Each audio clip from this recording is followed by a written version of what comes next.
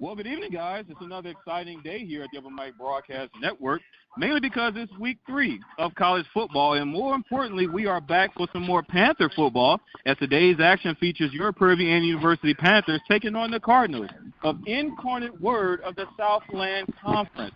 Again, we want to thank you all so much for joining us here on the Open Mic Broadcast Network as we've been joined by a guy who is known to be the mastermind and creator behind the Open Mic Broadcast Network. He's joined us here on our pregame show, and he'll also be joining us and helping us out here throughout today's broadcast. There's none other than the Dr. Mike Prince. How are you doing today, sir? I'm doing fine, my man. How are you today?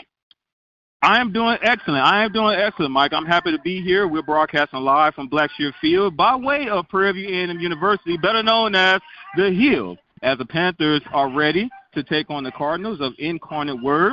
And we're just happy, man. It's an exciting atmosphere, and we're happy to get this week 3 of college football ready to kick things off.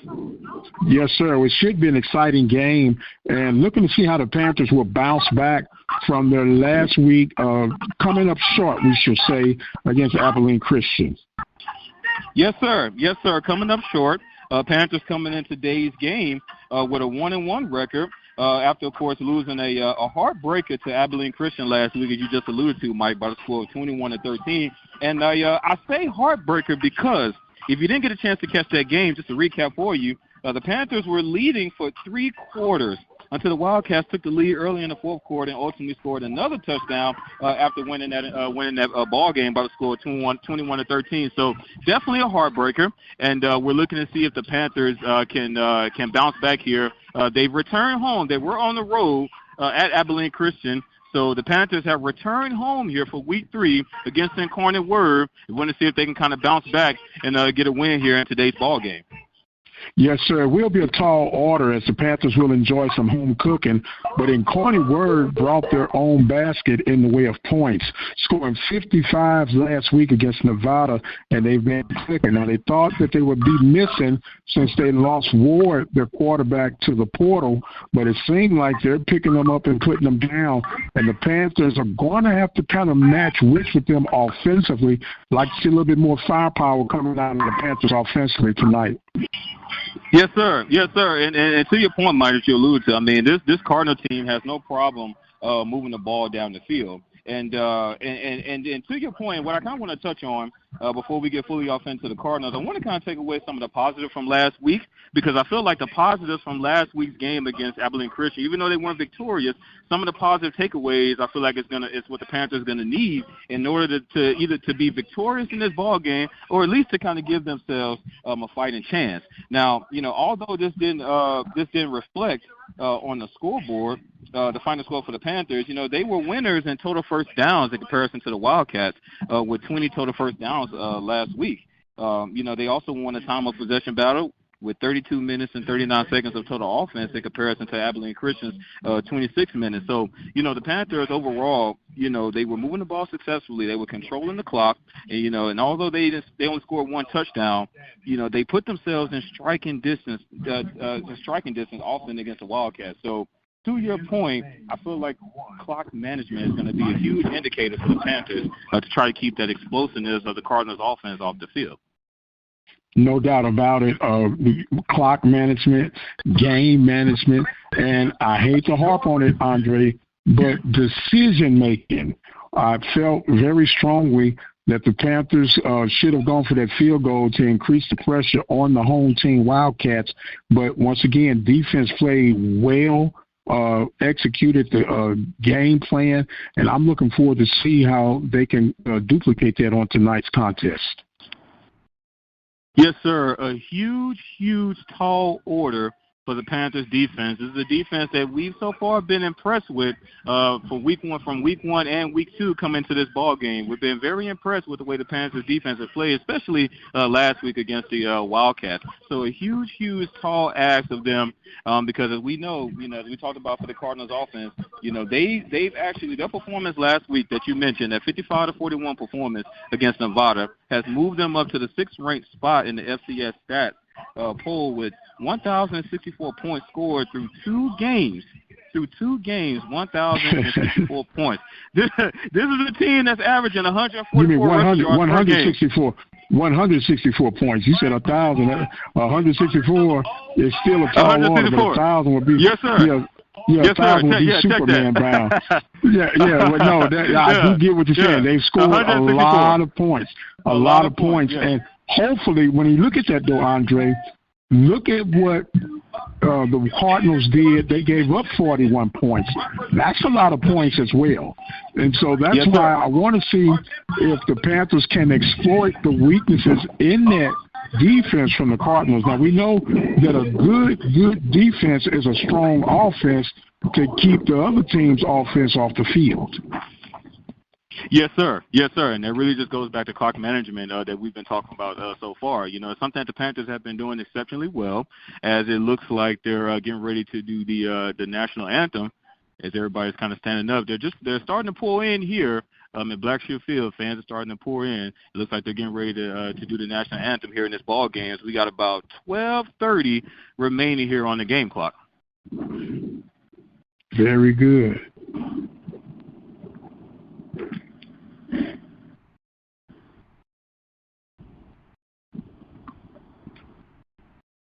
Well, it seems like they're doing that. What you can do, Andre, you could go ahead and break away for a second, and I'll go over our sponsors for today's contest, sir. Yes, sir. All right. You are listening to Panthers football action here at the Open Mic Broadcast Network.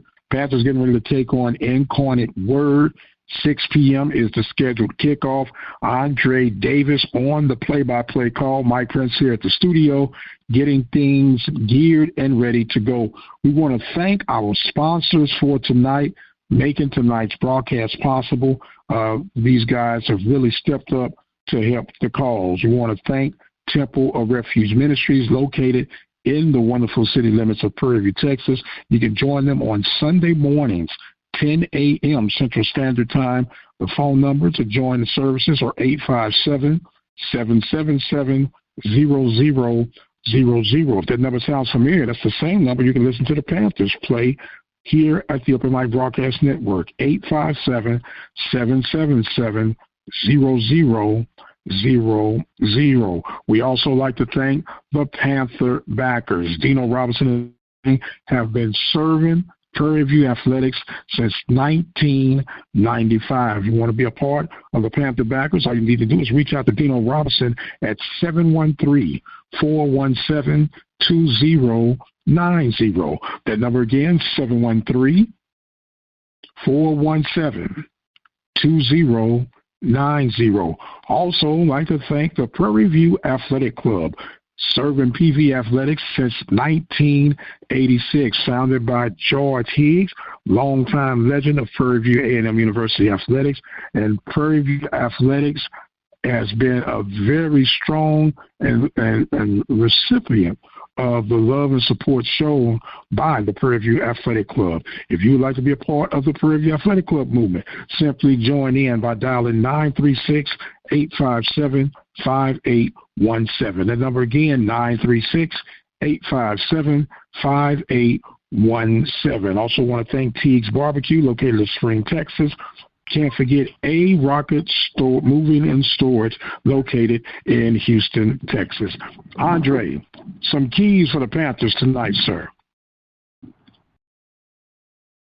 Yes, sir. Yes, sir. So some keys for tonight for the Panthers is going to be pressure on the quarterback, and I'm saying that specifically for the defense. We talked about clock management offensively for the Panthers. My prediction for that is try to keep their offense under 30 if possible. This is a high-power offense that's putting up 50-plus points against their last two opponents. So if the Panthers defense can keep this under 30, then they're going to put themselves in a position just to give themselves a fighting chance against this power offense.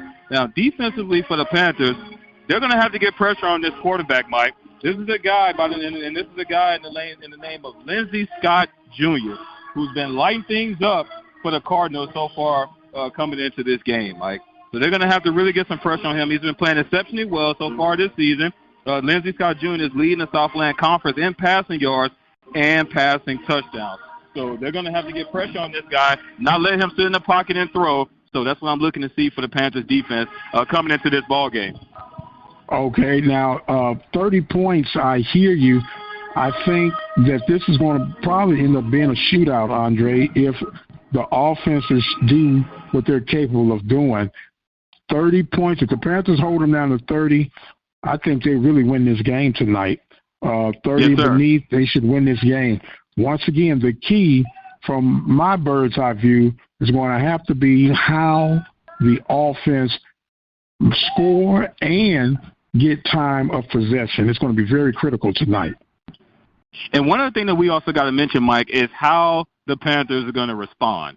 You know, we talk all the time about, you know, when you come in and you're game planning, you know, what happens if a team pops you in the mouth, which is actually something that the Panthers did against the Wildcats last week. Kind of popped them in the mouth, kind of stunned them a little bit. And all they had to do was just keep the foot on the gas for one more quarter, and they would have been successful in that ball game. I'm looking to see how the Panthers are going to respond here in today's ball game and what's really going to make or break the Panthers offensively and defensively, given the fact they're going up against a really great team from the Southland Conference. So we're going to see how the Panthers are going to respond on every aspect of the ball. Every aspect of the ball. And there's another thing that we you know, I'm sorry that we got to mention too, Mike, that the Panthers are going to have to try to minimize. That was somewhat of a factor in last week's game. Penalties. They're going to have to do what they can to try to minimize as many penalties as possible. I believe they had 8 penalties last week for 64 yards. If you can try to minimize that, if you're the Panthers, and keep that number low, then you can also put yourself in a position to be successful in today's game against the Cardinals. Absolutely. Now, I have a stickler. Now, anything under 10, I'm okay with as far as penalties and the 64 yards. The way I look at it, Andre, if you give up 100 yards in offense, or penalties, that's equivalent to giving up a touchdown. So when you look at that 64 yards, that's almost equivalent to giving up a field goal. And when you look at the final score, and once again, that advantage of us not going for that field goal, once again, it keeps leading me back. I got to get off that field goal, Andre. I've got to get off that field goal. Point me to the light, man. It's been a week later. To the light. Well, and you're absolutely right, Mike. And again, when one look at that, 8 penalties, 64 yards is definitely not a lot to harp on. The only reason why I brought it up is because the timing in which those penalties took place, that ultimately was ultimately a game changer, Mike. They had an opportunity to extend their lead in the second quarter before halftime last week. They went 6 plays. They drove the ball down to Abilene Christian's 26-yard line. At this point, I believe there was 46 seconds left on the game clock.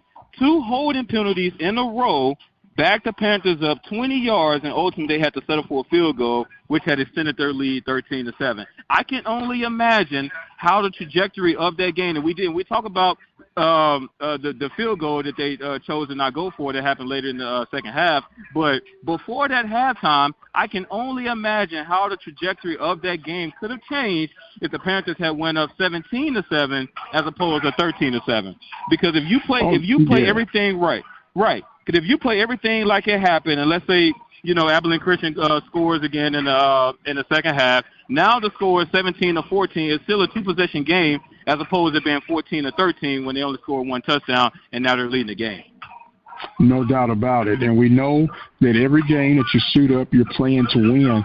But we also need to keep in perspective that this is equivalent to preseason games here. You're trying to see what your guys are made of. You see how deep your rotations are, which leads me to how much of Jaden will we see tonight. Didn't suit up last week. Found out that there was some tenderness of an ankle that they were trying to preserve. You got a big game tonight, but you got an even larger game next week in Montgomery, which is a conference game taking on the Alabama State Hornets. So I'll be interested to see how much playing time, if any, that Jaden Stewart gets on tonight. Yes, sir. Yes, sir. And to your point, Mike, this is a guy who was very critical.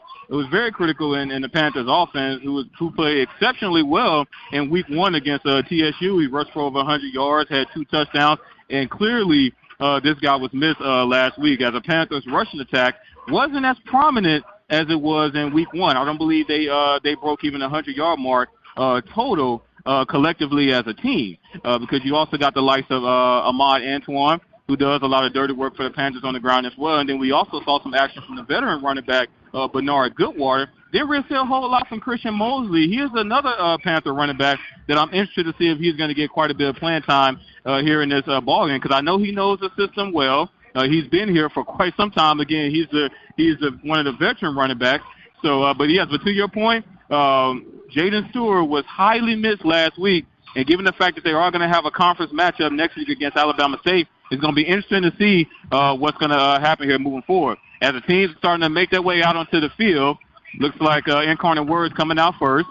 It looks like the Panthers are kind of geared up. They're in the huddle right now. They're in their tent, and it looks like they're getting ready to run on the field now, Mike. All right, it's almost game time, baby.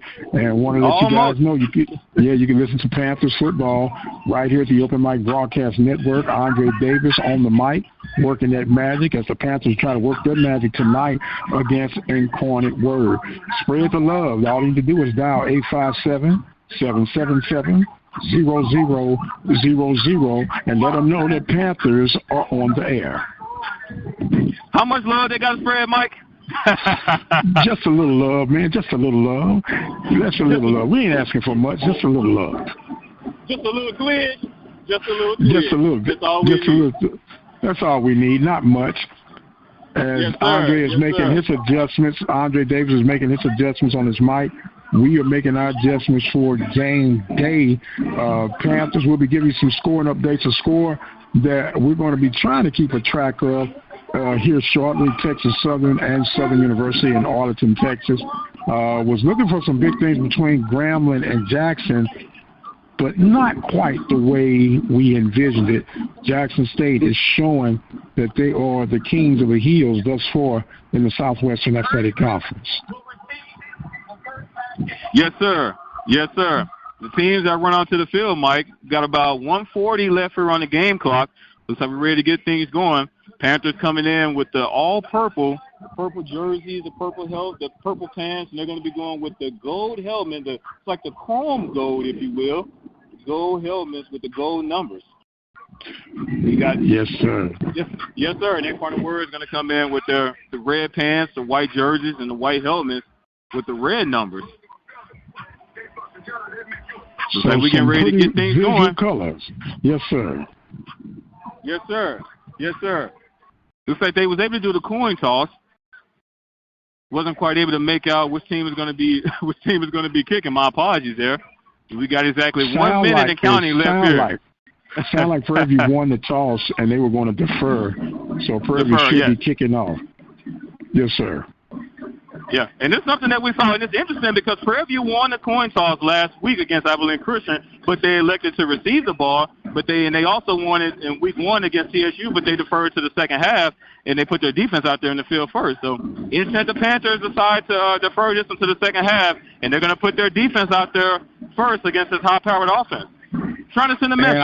Send a message. You're at home. Yes, you're at home. Trying to send a message early. I like that. I like that very much, man. Very much. Yes, sir. And so we should have some clear skies and a lot of banging and popping tonight with the pads from Panther Stadium at Blackshear Field. Yes, sir. Yes, sir. And that's exactly what we're looking for. Exactly what we're looking for. As the teams are getting ready to run out to the field. And check that. Looks like the Panthers will actually be receiving first in this ball game. So the Panthers are going to get the ball. Yes, sir. Yes, sir. Looks like they say we want to get our points first. We want to get them in and get them out. Well, nothing wrong with that neither. Nothing wrong with that either. So with that being said, Mike, it is showing 0 here on the game clock, and we are ready for some Panther football right here at Blackshear Field. All right. So as we mentioned, if you're just now tuning in, the Panthers will be receiving first here in this ball game. And back to receive for the Panthers is going to be the redshirt senior wide receiver, number 0, Jalen Howard, as the Cardinals will be kicking this one from right to left. And the kick is off, and this one will be fielded out. This one will sail out of bounds, and the Panthers will set up shop at their own 25-yard line. Panthers going to be moving this one from left to right. As the Panthers offense is trotting out onto the field. And it looks like to start this off for the Panthers is going to be the freshman quarterback, C.J. Dumas. The freshman quarterback out of Katy, Texas, is going to be starting this one off for the Panthers. No Trayvon Conley to start the game. Interesting. Dumas is going to have 3 receivers to his right. And Mon Antoine is going to be offset to his right. And Dumas is going to fumble the ball. He's going to pick it back up just in time, and he was brought down in the backfield. Tackle on that one was by number 9, Zacchaeus McKinney, the defensive lineman for Incarnate Word. So not a solid start for the Panthers offense. That one's going to back them up 3 yards. Going to be 2nd and 13. Ball placed right at the 22-yard line. 2 receivers to the left and 2 to the right for Dumas. Dumas, drop back to pass, going to step into the pocket. He's just going to take this one off at 7. He's going to be met after the first wave of defenders right at the 25-yard line. As C.J. Dumas dropped back to pass, couldn't find anything, just decided to take it himself and was able to get those 3 yards back for the Panthers. So now they find themselves 3rd and 10, ball placed at the 25-yard line. 3 receivers to the right and 1 to the left for Dumas. Ahmad's going to be offset to his right. And he's going to hand this one off to Antoine. And Antoine's going to shed some defenders, keep the plays moving up the middle, get past the 35. And he's going to be brought down, but not before getting the Panthers first down. About a 13-yard pickup there for Ahmad Antoine. And the Panthers will have 1st and 10, moving left to right. Ball plays now with the 37-yard line. 2 receivers to the left and 1 to the right for Dumas. Panthers kind of pushing the tempo a little bit. Another handoff to Antoine. This time he's not going to go anywhere. He's going to be met right at the line of scrimmage.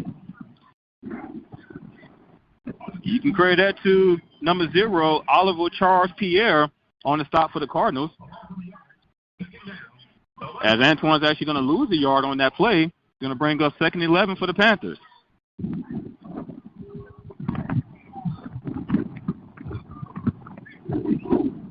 4 receivers to the right and 1 to the left. Panthers going to go with the empty backfield.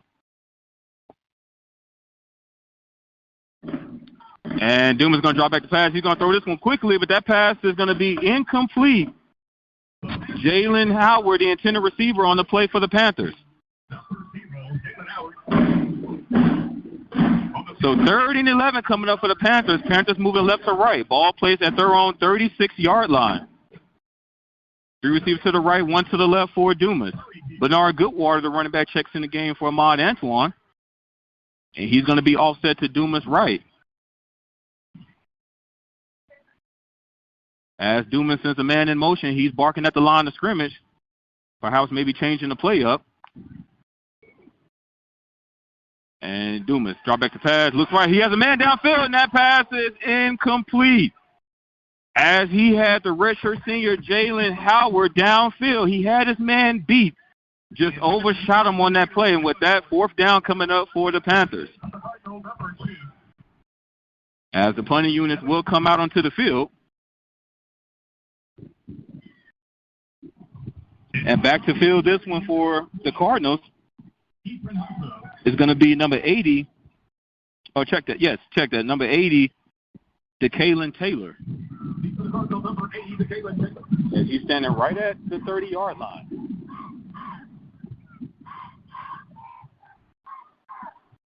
As this punt is off, and he's just going to wave this one. As he was hit as he went down, but he was hit by his own player. He was hit by his own teammate, so no flag on that play. And that's where the Cardinals will set up shop, right at the 30-yard line. So the Panthers were able to get 1 first down on that last drive, but weren't able to make things shake, and the Cardinals going to have 1st and 10 ball at the 30-yard line.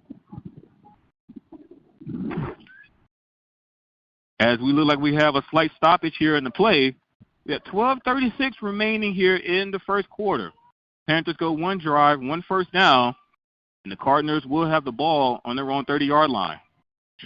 Well, Dre, we didn't get the start that you wanted to get, but the Panthers were able to get 4 runs and 2 passes, showing a lot of strength toward the running game thus far. Yes, sir.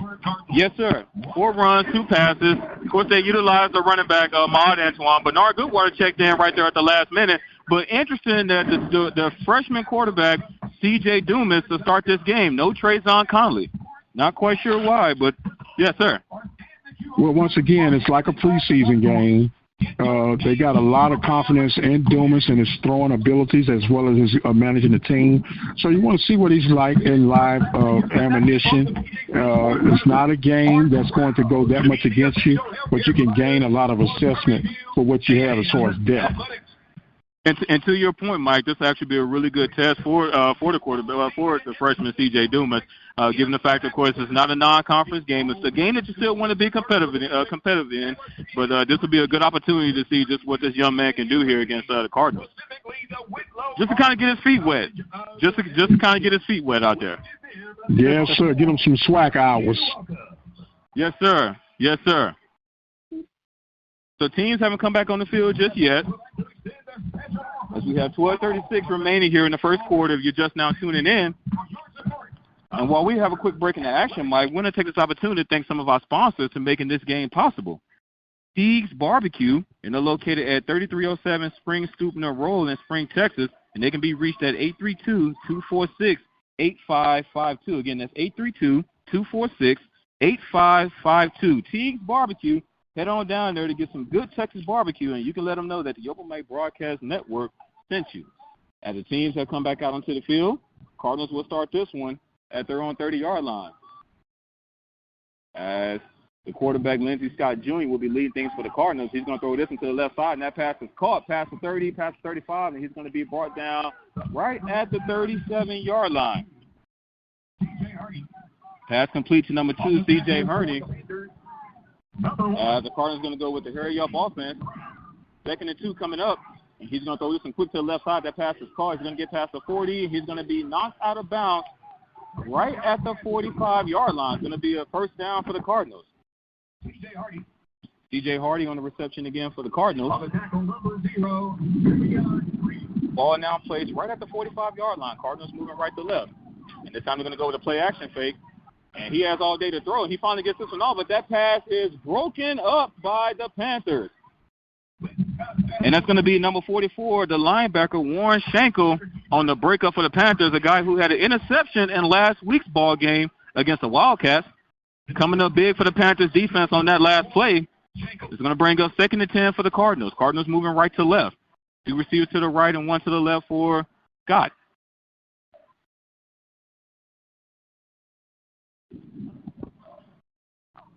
And another play-action fake, and he's going to throw this one. That pass is going to be incomplete, but a flag on the play. Wow. And we may know what this flag is going to be as the Cardinals attempted to pass on that last play. The pass was broken up, but we do have a flag. And this has indicated that it may be pass interference. That was number 25, Gerald Smith, another Panther who had 2 interceptions for the Panthers in last week's performance against the Wildcats. As we're waiting to get the call,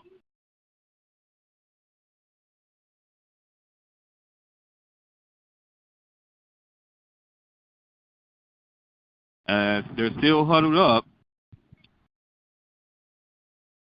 Maybe they want to pick the flag up. What you think? Let's hope so. It's actually going to be ineligible player down the field charge against the Cardinals. So the Panthers catch a break there. As that penalty was declined, and we're going to have 3rd down, 3rd and 10 to be exact, for the Cardinals. Ball placed at their own 45-yard line. We receive to the left and 2 to the right for Scott. Yes, sir. A huge big break that the Panthers defense needed, as we have a huge 3rd down coming up for the Panthers. And they're able to get the Cardinals offense off the field. It'd be a huge stop here early in this ball game. As Scott sends a man in motion to the right side, he's going to drop back the pass. He's going to step into the pocket. He has all day to throw, and that pass is complete past the 40-yard line. He's met immediately, but that will be a first down for the Cardinals. And that was number 1, the safety, Stacy Brown, on the stop for the Panthers. But it will be a first down for the Cardinals. Cardinals moving right to left. Ball now plays at the 37-yard line of the Panthers. 2 receivers to the left and 2 to the right. This time Scott's going to hand this one off to the running back up the middle. He's going to be brought down for picking up a few positive yards for the Cardinals. That's number 2, Gerald Wiley, on the run for the on the run for the Cardinals. Second and about 5 coming up for the Cardinals. 10:50 remaining here in the first quarter. We are scoreless if you're just now tuning in. Cardinals with the ball, 2nd and 5. Another handoff up the middle. He's going to get past the 30, and he's going to be brought down right at the 27-yard line. As he was brought down right before the first down marker. So 3rd and 1 coming up for the Cardinals. As they're going to go with a hurry-up offense. Another handoff to Wallace. This time he's going to cut to the right side, and he has nothing but daylight. He's going to get past the 20, past the 10, past the 5, and he's going to dive for the end zone. But they're going to say he's going to be out of bounds. Looks like at about the 6-yard line. As the running back, Gerald Wiley, had nothing but daylight to the right side, and he dove for the end zone. But they say he went out of bounds at the 6-yard line of the Panthers. So 1st and goal for the Cardinals. And this time they're going to fake run. They're going to throw to the right side. And that pass is caught for a Cardinals touchdown. And you can credit that touchdown to number 0, Darren Chapman. Another receiver who's been light things up for the Cardinals so far coming into this ball game. He's also leading the entire Southland Conference in receiving yards and receiving touchdowns. And he gets his first touchdown here tonight as the Cardinals go up 6-0 with the PAT to follow.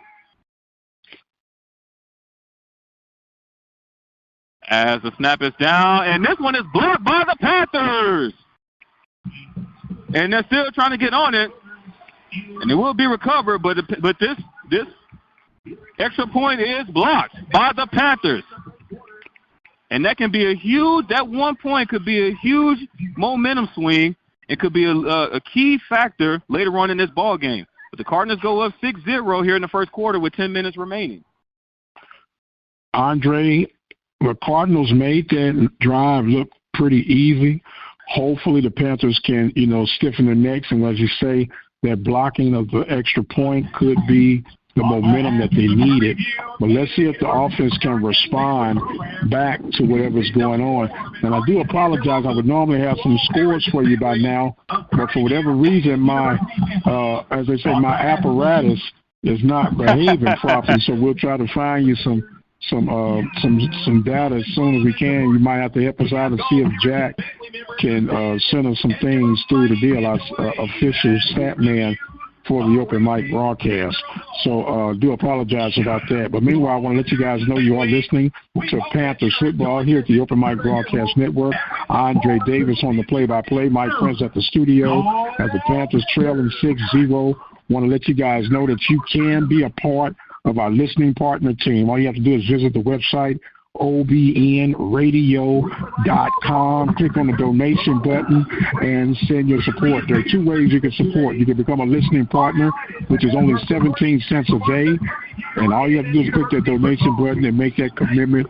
Or if you're a PV Athletics supporter, you can make an annual donation of $18.76. Visit the website today at obnradio.com to help us move forward with our Panthers sports broadcast. Panthers down 6-0. We'll give it back to Andre Davis right now. Thank you for that, Mike. And to your point, the Panthers were able to catch a couple of breaks there on defense. Ultimately, they just weren't able to capitalize on them. That ineligible receiver downfield put the Cardinals in 3rd and 10. So that would have been a huge 3rd down. The Panthers were able to get off the field. That could have been a huge momentum swing on that last drive. The Panthers did find themselves in 3rd down opportunity to try to get off the field twice on that last drive. So somewhat of a silver lining, if you will. We still got a long road ahead of us here in today's ball game. We'll see if the Panthers can kind of shake things up here when the offense get back out into the field. As the teams have come out onto the field, and the Cardinals are ready to kick this one off. Back to receiver is going to be Jalon Howard. And this time Howard will field this one at the 5-yard line. Going to get past the 10, past the 15. He's going to run to the right side, showing some speed, if you will, past the 30. And he's going to be brought down almost at the 35-yard line. So about a 34-yard return for Jalon Howard, showing some speed and some quickness, if you will. Kind of breathe a little life into the Panthers here so far here in this first quarter, kind of shake some things up. And the Panthers going to start this one at their own 34-yard line, moving left to right. As the freshman quarterback, C.J. Dumas, comes back out into the field for this second drive for the Panthers. Going to have one receiver to his left and one to the right. Antoine's going to be offset to his left. And he's going to pitch it to Antoine to the left side. He's going to get past the 30, past the 40. He's going to run out of bounds right at the 45-yard line as he was hit late out of bounds. And I do see some yellow laundry on the far side of the field. So if this is a personal foul call, this is going to help the Panthers out even more. Personal foul, late hit, number 8, defense, 15-yard penalty, automatic first down. So pass interference charge against the Cardinals, 15-yard penalty, as the Panthers now find themselves in Cardinals territory. Ball is now placed at the 40-yard line. Panthers moving left to right. And into the game for the Panthers is going to be the running back, Connor Wysham. He's going to hand off to Wysham up the middle. Keeps his legs moving. Going to pick up a tough 2 yards on the play.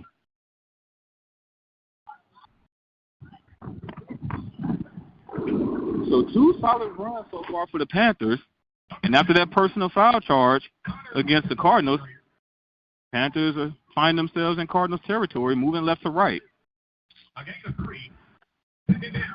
Ball now placed at the 37-yard line. As Doom is going to send a man in motion to the right side.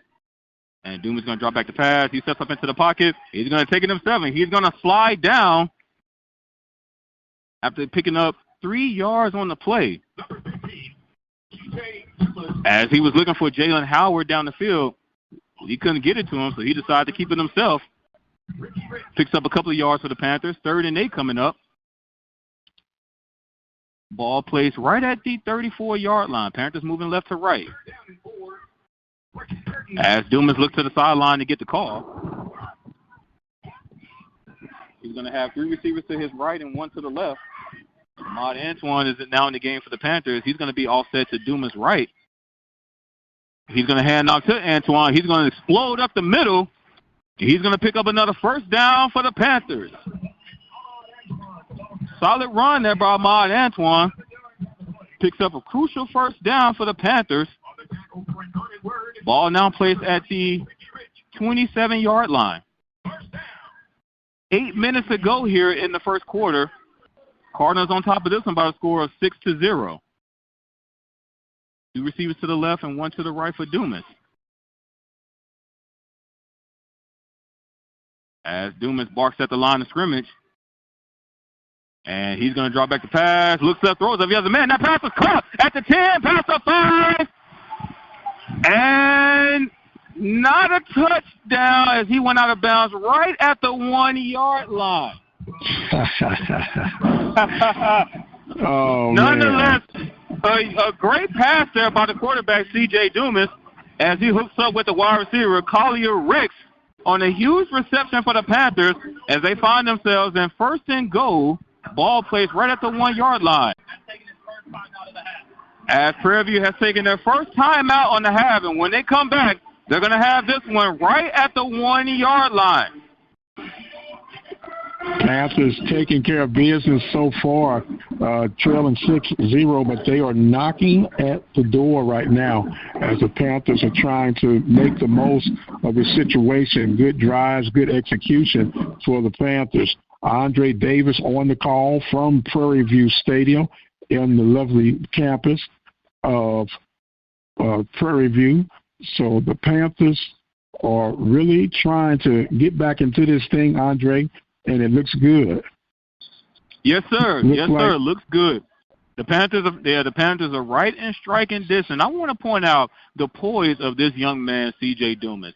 The way he was able to step up into the pocket, find his reads downfield, and as he found Collier Ricks wide open on the left side, he gets it to him nice and crisp, as he was just 1 foot away from scoring this one. But what poise by this young man. And if you're Panther Nation, that's got to be an exciting feeling moving forward here in the future. As the back on the field, he's going to – yes, sir. They're going to hand this one off to the running back, Bernard Goodwater, up the middle. Nothing doing on that play. He was met right at the line of scrimmage. Number 29. He's going to bring up 2nd and goal for the Panthers. Ball still placed at the 1-yard line. Number 90, as it looks like the Panthers are going to go with the heavy set, if you will. Looks like they got about 3 tight ends in the game right now. 6:30 remaining here in the first quarter. As Amon Antoine now checks in as a running back for the Panthers. He's going to hand off to Antoine straight up the gut for a Panthers touchdown. So the Panthers strike back here on this second drive of the game, and they tied this ball game up 6-6 with the PAT to follow. That's the way you want it, brother. It's exactly the way you want it. That is exactly the way you want it, as the Panthers were able to answer. As Luis Reyes will attempt this extra point, snap is down, kick is up, and right through the upright. So the Panthers take the lead here midway through the first quarter by a score of 7-6 with 6:27 remaining. 6 plays, the Panthers go to take the lead here in the first quarter. Panthers 9 runs and 3 passes thus far, Andre, and they are leaning heavy on that run, as we talked about earlier, which does eat up the clock, wear down the opponent, and if you're moving the ball, that can be a long day for the defense, but a short day for the offense. Yes, sir. Yes, sir. And again, looks like the Panthers are mixing it up, Mike. They're mixing things up through the air and on the ground, and they're looking crisp right now. They're looking crisp right now. No turnovers, nothing shaky so far. And if you're Panther Nation, you gotta love the way they're playing so far. Yes, sir. You gotta love the way they're playing, and if you love the way they're playing and want to help support to hear the Panthers play, why don't you go to the website obnradio.com, become a listening partner, 17 cents a day, $5 a month, $60 for the entire year. You can be a part of the listening partner team. You can also be a part of the Panther support at $18.76 for the entire year. Visit the website obnradio.com. Yes, sir. Well, this kickoff was fielded by the Cardinals, and they're going to get this one at their 35-yard line. So a 35-yard kickoff return by number 11, Sakori Toes of the Cardinals. And the Cardinals are going to have this one for their second possession. Ball placed at the 35-yard line. They was able to score off their first possession. And a blocked extra point, they find themselves down by 1 here in this ball game with 6:17 remaining. As Scott's going to have 2 receivers to his right, 1 to the left. He's going to send a man in motion. And he's going to hand this one up the middle. He's going to get past the first and second wave defenders. He's going to be brought down right at midfield. Number 22, Gerald Wiley, on the run for the Cardinals. It's going to be 1st and 10, and the Cardinals are going to go with a hurry-up offense. As he's going to throw this one, that pass is going to be incomplete. Number 0, Darian Chafin, the tender receiver for the Cardinals. As they find themselves sneaking their way right into Panther territory, ball is placed at the 48-yard line of the Panthers. Cardinals moving right to left. 2 receivers to the left, 2 to the right for Scott. As Scott sends a man in motion. And Scott's going to drop back the pass. He's going to get this one off quickly to the left side, and that pass is going to be incomplete. He's going to go out of bounds. He picks up 6 yards on the play. Number 16, Taylor Grimes, on the reception for the Cardinals. We have 3rd and 4 coming up for the Cardinals. Cardinals moving right to left. Another hurry-up offense. A handoff to the running back up the middle. He's going to get past the 35, brought down near the 30-yard line. And that's going to be another Cardinals first down. Number 22, Gerald Wiley, the ball carrier for the Cardinals. So the Cardinals kind of pushing the tempo here. They're going with a hurry-up offense. As Scott's going to attempt another pass, and this one's caught on the far side of the field by Darian Chafin. It's going to be another first down for the Cardinals. So a 12-yard reception on that last play. As the Cardinals now creep their way further into Panther territory, ball now placed at the 18-yard line. And the Cardinals wasting no time here, pushing the tempo. Scott's going to have 3 receivers to his left. Wiley's going to be offset to his right. He's going to send the man in motion. He's going to hand off to Wiley up the middle. Wiley's going to get past the 15. He's going to be brought down right at the 14-yard line. About a 5-yard pickup by the running back, Gerald Wiley. It's going to be 2nd and 6 for the Cardinals. And he's going to throw this one to the far side of the field, and he's going to run out of bounds. Solid pickup there. Didn't quite get the first down. 3rd and 2 coming up for the Cardinals. Ball placed at the 10-yard line. 4:24 remaining here in the first quarter. Panthers on top of this one by a score of 7-6. Speaking of scores, real quick, Andre, right now it's showing Texas Southern 21, Southern University 0 in the third quarter. Thank you, Mike. As they're going to go with the sweep to the left side, and he's going to get enough, just enough for a Cardinals first down. That was a wide receiver, Darian Chafin. And you can tell that the Cardinals are going to he's one of the prominent guys on this Cardinals offense, as they're using him a lot in their offense through the air and on the ground.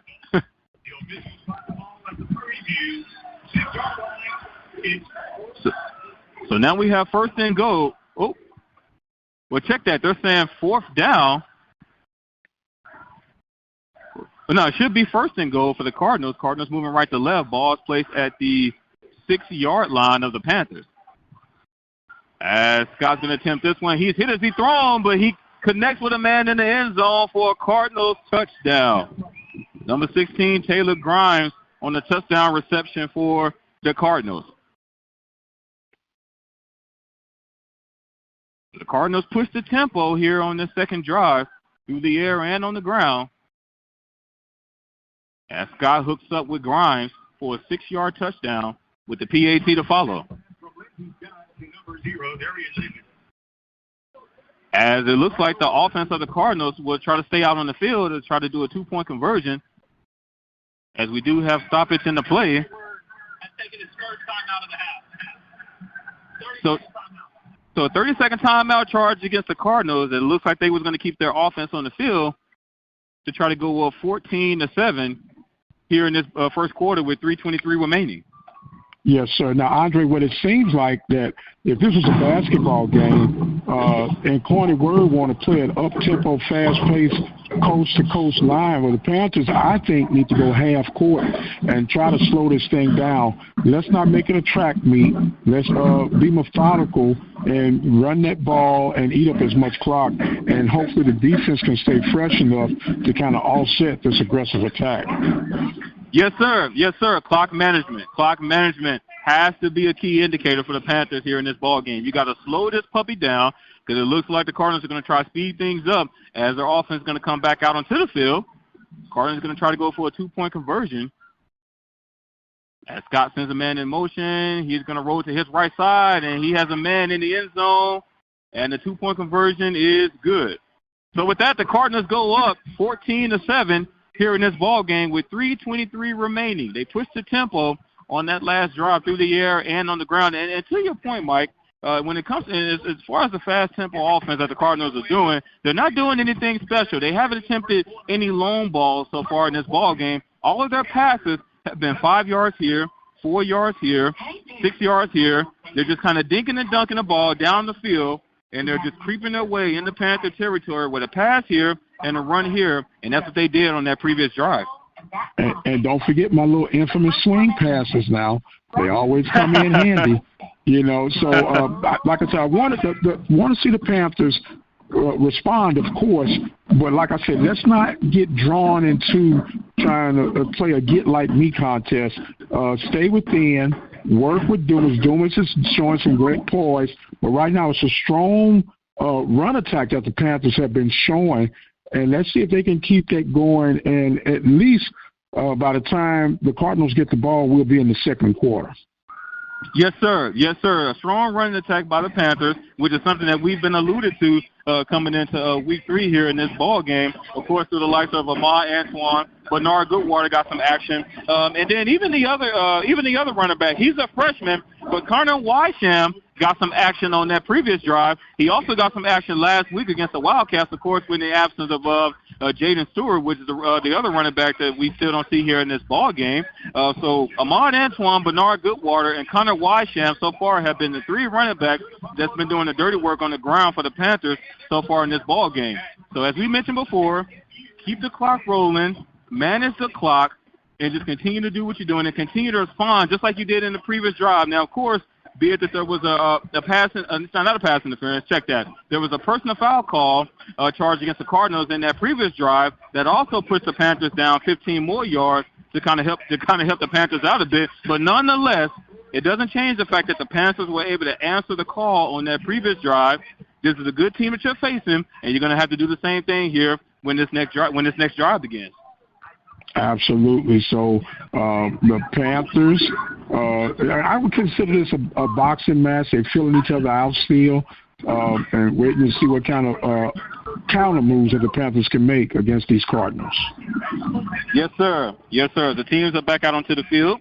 Cardinals are getting ready to kick this one off. They're going to be kicking from right to left. Back to receiver is going to be number 0, Jalen Howard.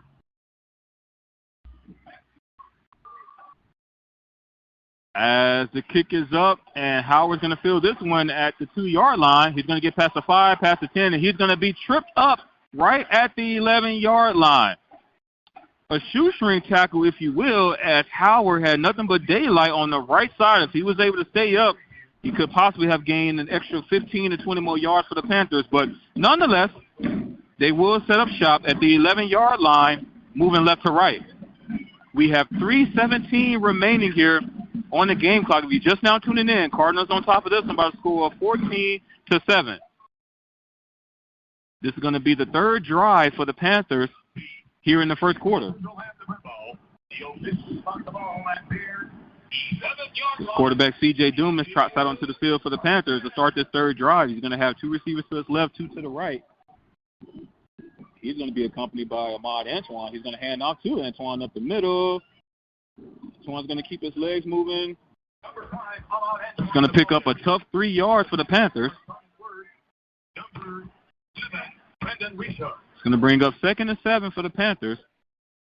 Ball placed right at the 14-yard line. As the Panthers are slowly working this thing out, kind of taking their time. As Dumas looks at the sideline to get the call, he's going to have 2 receivers to his left, 1 to the right. As he's going to send a man in motion. Another handoff to Ahmad Antoine up the middle. This time he's not going to have much real estate, and he's going to be met right at the line of scrimmage by several Cardinals, if you will.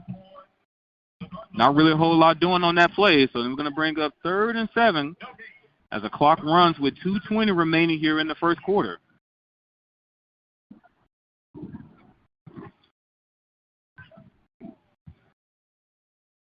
As the Panthers are kind of slowly working this thing out, this time they're going to go with the empty backfield setup. Dumas going to have 3 receivers to his left and 2 to the right. Normally when the Panthers do that empty backfield setup, they normally go with a quarterback draw. We'll see what happens here on this play. As Dumas drop back to pass. Nothing doing, but we do have a stoppage in the play. I don't see any yellow laundry, but it Prairie View has taken its 2nd timeout of the half. 30-second timeout. So the Panthers were able to call a timeout just as the time was running out on the play clock. They didn't quite like what they saw in the Cardinals defense.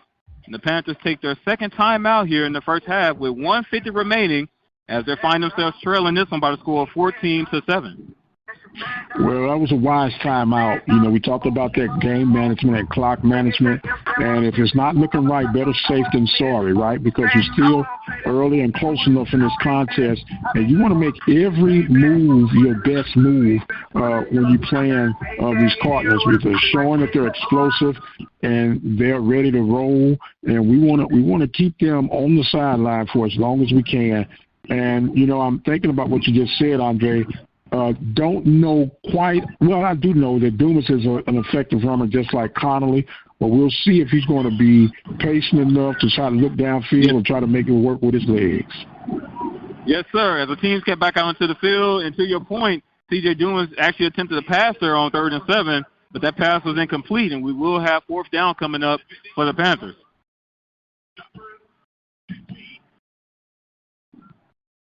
As the Panthers went with 3 runs in a row and a pass on 3rd down, with 2 runs in a row and a pass on 3rd down, that pass was incomplete. They find themselves 4th and 7, ball placed at their own 14-yard line. The Panthers will be punting this one off. And back to receive for the Cardinals is going to be number 80, DeKaylon Taylor, as he's going to wave this one off right at midfield. Ball is going to officially be spotted at the 48-yard line. Cardinals going to be moving right to left when teams come back out into the field. So not really much doing that for the Panthers offense on the previous drive. They go 2 runs in the pass on an obvious passing situation, weren't able to get anything doing. And the Cardinals will have this one at their 48-yard line, moving right to left. Scott's going to have 2 receivers to his right and 1 to the left. And the Cardinals been going with the hurry-up offense so far here in this ball game. We're going to see if they're going to do this here on this next drive. As Scott's going to roll to his right, but then he's going to throw back to his left, and that pass is caught past the 50. He's going to be out of bounds past the 45-yard line. We do have a flag on the play.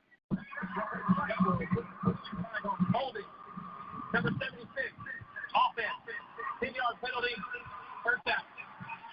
So a holding penalty charge against the Cardinals. Going to back them up 10 yards.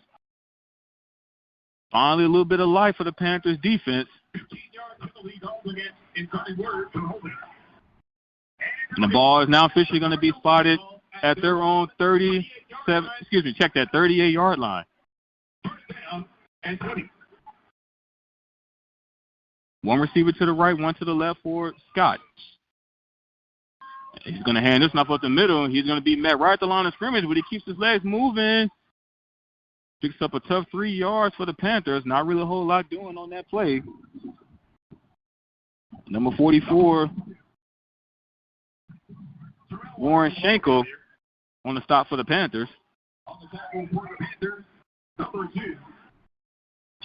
That's going to bring up 2nd and about 16 for the Cardinals. Ball's placed at their 41-yard line. They have to get it to the 38-yard line of the Panthers for a 1st down. And he's going to attempt to pass, and that pass is caught right at the 1st down marker. And they're going to give it to him. There's going to be a 1st down for the Cardinals. The Cardinals going to go with the hurry-up offense. He's going to throw it to the right side, and that pass is going to be caught right at the 40-yard line. He's going to be met immediately. Picks up about 2 yards on the play. The safety, Stacey Brown, on the stop for the Panthers. About a 3-yard reception on that last play. 2nd and 7 for the Cardinals. Ball is now placed at the 39-yard line of the Panthers. Looks like we have a little bit of stoppage in the play. As that has taken us to the end of our 1st quarter. The Cardinals on top of this one by the score of 14-7. When the teams come back, the Cardinals will have 2nd and 7. Ball is going to be placed at the 39-yard line. Panthers trailing 14-7 at the end of the 1st quarter. They got to try to slow this tempo down for Incarnate Word. We'll see how the Panthers adjust and rebound here in the 2nd quarter. I want to remind you guys that you can enjoy Panther athletics right here at the Open Mic Broadcast Network, along with the daily talk show of the Mike French Show, yours truly, talk about what's going on in the world of Southwest Athletic Conference, in particular that on the Hill. Join us each and every day, Monday through Friday, right here at the Open Mic Broadcast Network. Also remind that you can check us out with the 1876 after party that will conclude the day's event of football here for Prairie View, 15 minutes at the conclusion of our broadcast here tonight. The 1876, where we do a game wrap-up and everything that's going on in the Panthers game. And speaking of things that were going on in the Southwest Athletic Conference, early game today, Jackson State just sent Grambling back, I'm going to say at least a week, with the final score being 66-24. This thing was tied at halftime, I believe, or no, the 3-point lead, no, it was tied 14-14 at half. And all of a sudden, Grambling could not answer the Jackson State attack. 66-24 was that score. Our last update, Delta State 2, Mississippi Valley 0, and Alabama A&M was losing to Austin Peay by the score of 28-3. And the shocker thus far to some, Texas Southern 21, Southern University 0, last reported of the third quarter. Those are what's going on around the day. I want to thank our sponsors, A-Rocket Moving and Storage, Teens Barbecue, and Temple of Refuge Ministries. Now back to Andre Davis and Panthers football. Thank you, Mike. Teams haven't come out to the field just yet. We will be starting our the second quarter here. When the teams come back out into the field, it will be Cardinals football. When the teams officially switch sides, it's going to be 2nd and 7, and ball is going to be placed at the 39-yard line of the Panthers. The Cardinals will be moving from left to right. This is a team that so far has been kind of pushing the tempo. You kind of mentioned the Boston match, if you will.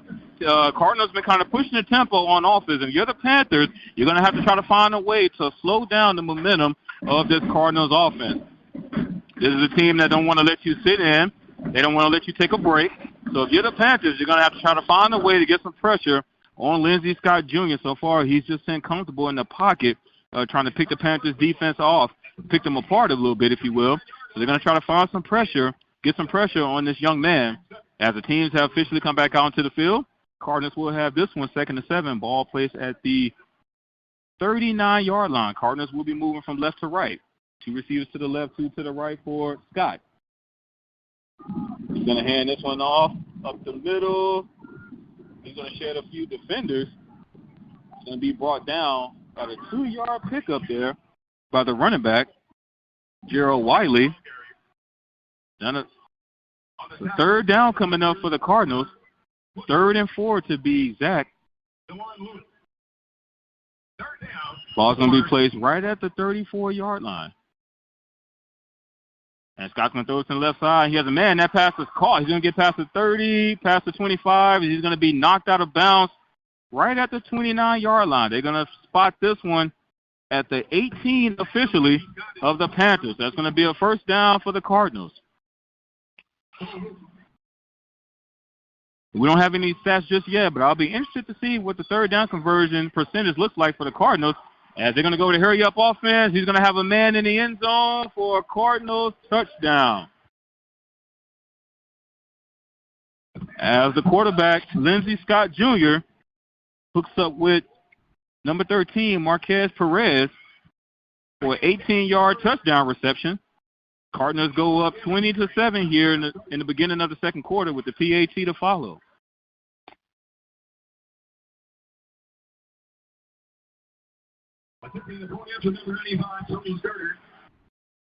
As the snap is down, kick is up, and it is good.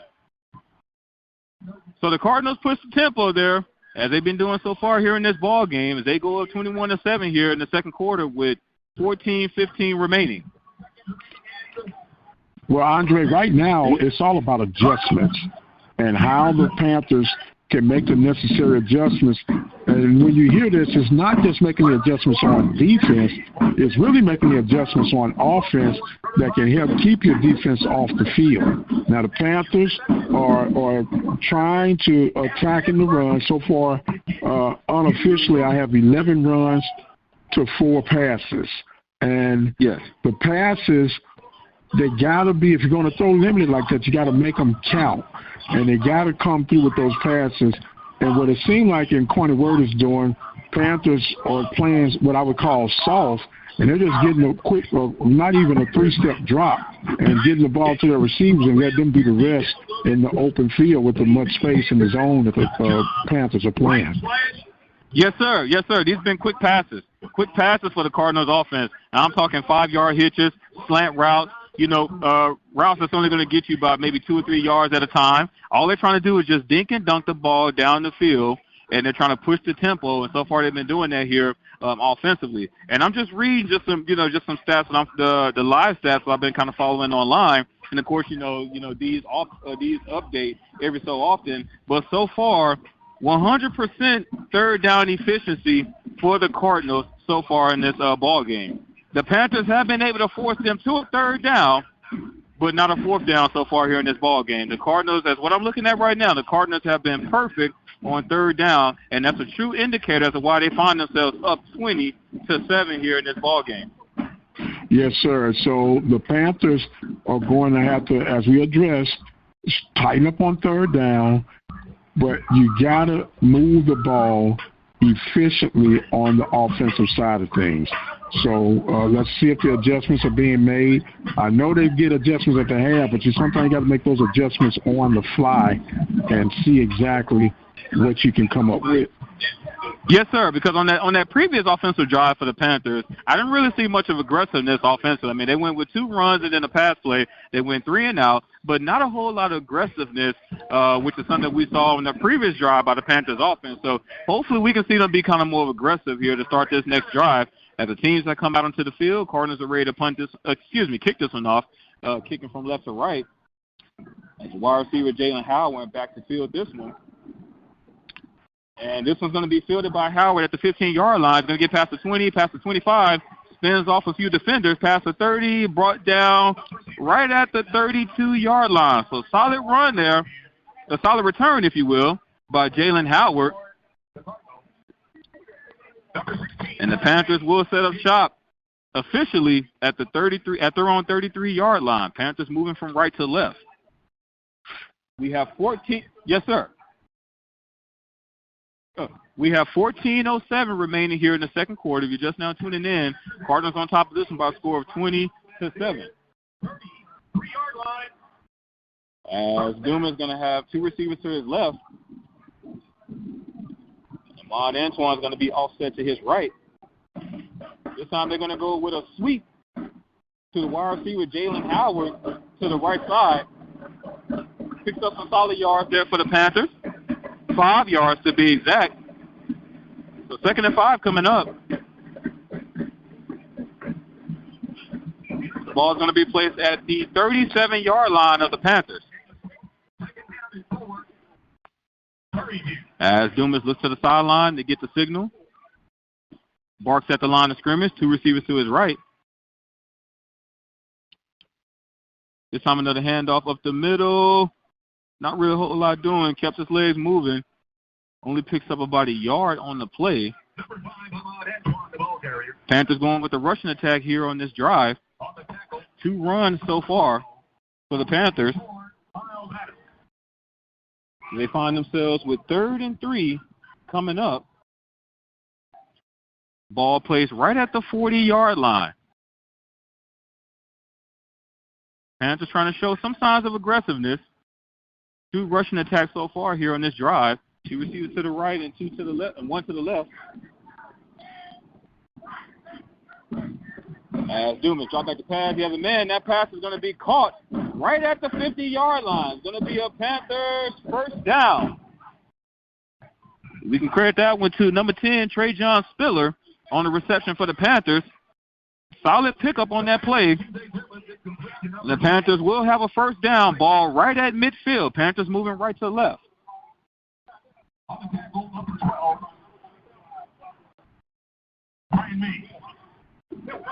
One receiver to the right and one to the left for Dumas. As the freshman running back, Connor Wysham, checks in for the Panthers. He's going to be offset to Dumas' left. A handoff to Wysham up the middle. Picks up a solid few yards there for the Panthers. 4 yards to be exact. 2nd and 6 coming up.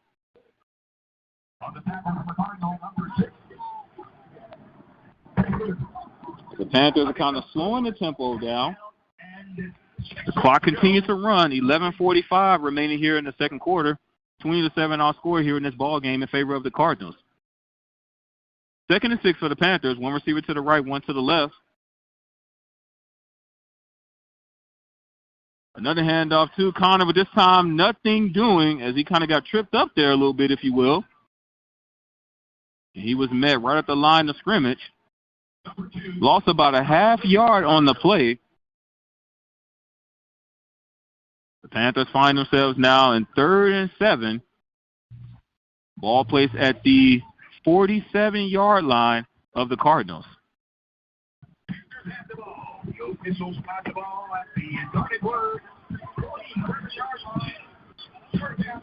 As it looks like the Panthers kind of going with the Wildcat, if you will. Number 16, Chris Herron, the other quarterback, checks in for C.J. Dumas. And he's going to send a man in motion, but we have a stoppage in the play, flag on the play. Number 16, offense, 5-yard penalty. Delay a game charge against the Panthers, as it looks like there may have been some confusion by the Panthers offense, and they ran out of time there on that play. So now 3rd and 12 for the Panthers. And that's going to back him up 5 yards. Ball plays now right at midfield. And he's going to be met in the backfield, nothing doing on that play. As he was met by number 8, Talaki Young of the Cardinals. As the Panthers tried to go with a Wildcat there on that play. So a sideline warning, charge against the Cardinals. And nonetheless, that last play will bring up 4th down for the Panthers. As Panthers try something a little different on that last play. Something we haven't seen the Wildcat so far here to start this 2022 campaign for the Panthers offense. They tried to go with the Wildcat setup there. Nothing doing. The punting units are out onto the field. Clock continues to run with 10:09 remaining here in the second quarter. 20-7 our score in favor of the Cardinals. As this punt is up, and there's going to be fair catch right at the 25-yard line.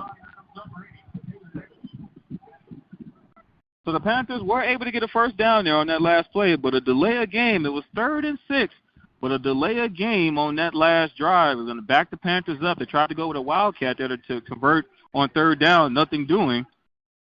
They're going to give this one back to the Cardinals at the 25-yard line. Cardinals going to be moving left to right when the teams come back out onto the field. Yeah, that was one of those things that make you scratch your head. The Wildcat, and I don't mind the Wildcat, but on 3rd and such a long distance, not real sure what that was all about. But nonetheless, that's why you play these games. So you say some things you experiment with leading up into your conference play. Well, I assumed that they was going to switch it up after that delay of game call to back them up 5 yards. Maybe when it was 3rd and 6, it could have been manageable.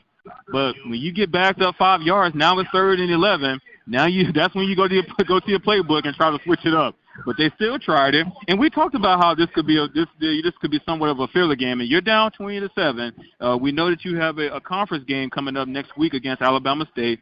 If you're going to try out some different plays, because again, we haven't seen the Wildcat of the Panthers offense so far here this 2022 campaign. So, one would argue, would you want to attempt that by being down 20-7? And one would also argue that if you're going to try something new or try something out to see if it's going to work, this may be the time to do it. Yeah, I guess, my friend. I guess. Let's put it this way. I wouldn't necessarily want to try that out against a conference matchup team that they're going to be facing next week in Alabama State. You still want to be competitive in this ball game. Yeah. There you go. Yeah. So you still want to be competitive, but if you're going to try some things out, now would be the time to do it.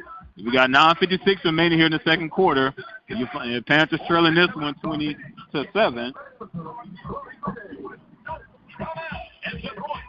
As we're going to try to see if we can get some first quarter stats, if you will.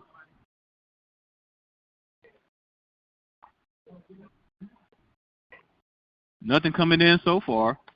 If we get time, we'll try to read that off for you. But nonetheless, the teams that come back out into the field, Cardinals will have this one at their own 25-yard line. Scott's going to have two receivers to the left and two to the right. Yes, sir. No, I was just going to say it was Delta State update 12-0 Delta State over Mississippi Valley. Thank you, Dr. Mike Prince. As Scott's going to throw this one to the left side, he has a man, and that pass is caught. But check that, incomplete. He dropped it right at the last minute, wasn't able to haul that one in fully, and they're going to rule this one an incomplete pass. So 2nd and 10 coming up for the Cardinals. 3 receivers to the right, 2 to the left. The Cardinals go with the empty backfield. Scott looks to the sideline to get the call. He sends a man in motion, and he's going to drop back the pass. That pass is caught to the left, far to the left side, right at the 30-yard line. As he goes out of bounds, about a 5-yard pickup. And Scott is only taking maybe 1 second, and he's getting this ball off, Mike. Soon as the ball hikes 1 second, and he's getting rid of it. Yes, sir. You're gonna have to go man and tight on them to try to force the issue a little bit. Yes, sir. The Panthers are going zone so far here defensively, and they're going to have to come down a little bit further. As he's only taking about 1 second before he's releasing this one. He's going to drop back for another pass. And that pass is incomplete. He had a man, but just couldn't haul it in. So the Panthers catch a break there on 3rd down as we have 4th and 5 coming up. As Lindsey Scott Jr. had number 0, Darren Chafin, but he wasn't able to haul that one in. And we have 4th and 5 coming up for the Cardinals. As the Cardinals are still on their own 30-yard line, so the punting units will come out onto the field. As number 4, Xavier Johnson, is back to field this one for the Panthers. 9:02 remaining here in the second quarter. As we have a stoppage in the play, as there was a Panther trying to run off to the sideline. Too many men on the field, maybe. And that's not, you don't need that. Yes, sir. Panthers take their final timeout here in the first half. As it looks like there was some personnel confusion on the punting team for the Panthers. There was a man trotting off on the field just at the last minute before the Panthers call a timeout, as they may have had too many men on the field. So it's like they had to burn that last timeout. Well, I'd rather burn that than to get the penalty, you know what I mean? Because especially you're at home, you have everything in your favor. You got to show some sign of life. It sounds like the Panthers are a little flat tonight. Yes, sir. Not really seeing that swagger, if you will, something that we've been alluded to for the past couple of weeks. Even though they took a loss last week to Abilene Christian, we still saw some swagger in the Panthers offensively and defensively. Haven't seen it so far here in this ball game. As that punt is going to be blocked by the Panthers, and he's going to scoop this one at the 10-yard line. Oh, but he goes out of bounds. Wow. As Panther Nation, including myself, is highly, highly confused as to why he would go out of bounds. But nonetheless, the Panthers will have this one at the 8-yard line of the Cardinals. Wow, the Panthers blocked a punt. He had an opportunity to scoop and score, but somehow he just goes out of bounds. Not sure why, but nonetheless, Panthers will have first and goal on this next possession. Well, Andre, the Panthers have been showing excellence on special teams these first 3 weeks of the season. We didn't talk much about it, but they've been showing up big, and that's a big play to help get the Panthers back into this thing. Big play to help the Panthers get back into this thing with 8:52 remaining here in the second quarter. First and goal for the Panthers. Ball at the 8-yard line. He's going to hand this one off to the left side. Not much doing as he's going to be brought down way in the backfield. Number 2, Connor Wysham, the ball carrier for the Panthers, as they went with a jet sweep to Connor to the left side. And the Cardinals were all over that one. So now the ball is at the 15-yard line of the Cardinals. Still second and goal. Got 8:18 and counting here in the second quarter. As Dumas looks to the sideline to get the call, he'll have 2 receivers to his right and 1 to the left.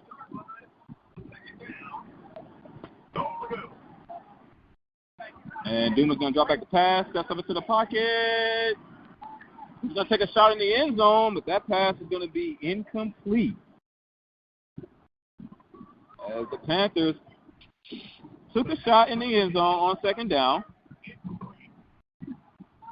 That pass was incomplete, and that was number 6. Check that. Number 86, Ty Holden, the intended receiver for the Panthers. Third and goal coming up. Ball plays at the 15-yard line. Panthers moving right to left. 3 receivers to the left and 1 to the right for Dumas. Connor Wysham is going to be offset to his right. And he's going to drop back the pass. Going to take another shot in the end zone. That pass is incomplete. The Panthers took another shot in the end zone on that last play. This time intended for the tight end, Dylan Dumel. Incomplete. 4th and goal coming up for the Panthers. As the field goal unit comes out onto the field to try to add 3 here midway in the second quarter. The ball is placed at the 15-yard line. It's going to be a 32-yard field goal attempt by Luis Reyes. And the snap is down, kick is up, and no good. Wow. He hooked it to the left. He had plenty of leg on that one, but he hooked it to the left. No good. Wow. So the Panthers were not able to capitalize on that blocked punt. They had the ball inside their 10-yard line to start that drive, got backed up to their 15-yard line, took a few shots in the end zone, incomplete passes, a 32-yard field goal attempt by Luis Reyes. He missed that one. This is a guy that had 2 field goal attempts last week, a 46-yarder and a 47-yarder, that were both good. So this would have been a cheap shot, if you will, for Luis Reyes, but he just hooked that one to the far left. We do have some wind here in today's ball game. It is pretty windy, and the wind is kind of traveling north. Check that south, if you will. Could have been a key indicator of why he missed that field goal. Well, he was nailing them from 56 yards in the pregame, and like you say, this would be a chip shot, but just didn't have the right lineup for this kick. Blown opportunity for the Panthers. Let's hope they can respond. Yes, sir. So the Cardinals go with a run on first down. Picks up about 3 yards on the play. They're going to go with a hurry-up offense. 2nd and 7 coming up as Scott attempts a pass. He has a few defenders, steps into the pocket, but he's finally brought down in the backfield. He was brought down by number 44, Warren Schenkel, as he loses about 3 yards on the play. So 3rd and 10 coming up for the Cardinals. Another huge third down. The Cardinals have been successful on third down so far here in this ball game. 3rd and 10 now coming up. 2 receivers to the left and 1 to the right for Scott. As he sends a man in motion. He's going to drop back the pass. He has all day. He has a man. That pass is caught. He's hit immediately, but that pass is caught right at the first down marker. Depending on where they spot this one. And it looks like they're going to spot him about a hair short of the first down marker. Going to bring up about 4th and inches, but they're going to call roughing the passer. Roughing the passer charge against the Panthers. 15-yard penalty, and that will be an automatic first down for the Cardinals. So what would have been 4th and inches has now turned into another first down for the Cardinals. Ball placed now at their own 43-yard line. Another handoff up the middle, and he's going to be hit. Picks up about 3 yards on the play. A nice hit there by the linebacker, Warren Schenkel. 3-yard pickup there on the run by Jarrell Wiley. Another hurry up tempo for the Cardinals. This time he's going to throw to his right side, and that pass is going to be complete. It's going to be another Cardinals first down. Darian Chafin, the reception on the play for the Cardinals. Cardinals going with a hurry up offense. Again, drop back the pass. Only takes about 1 second before he releases it. And this time they're going to hand this one off to Wiley up the middle. 3-yard pickup there on the play. 2nd and 7 coming up for the Cardinals. As the Cardinals find their way in Panther territory. Ball now placed right at the 43-yard line of the Panthers. 5:10 remaining here in the second quarter. Cardinals on top of this one by the score of 20-7.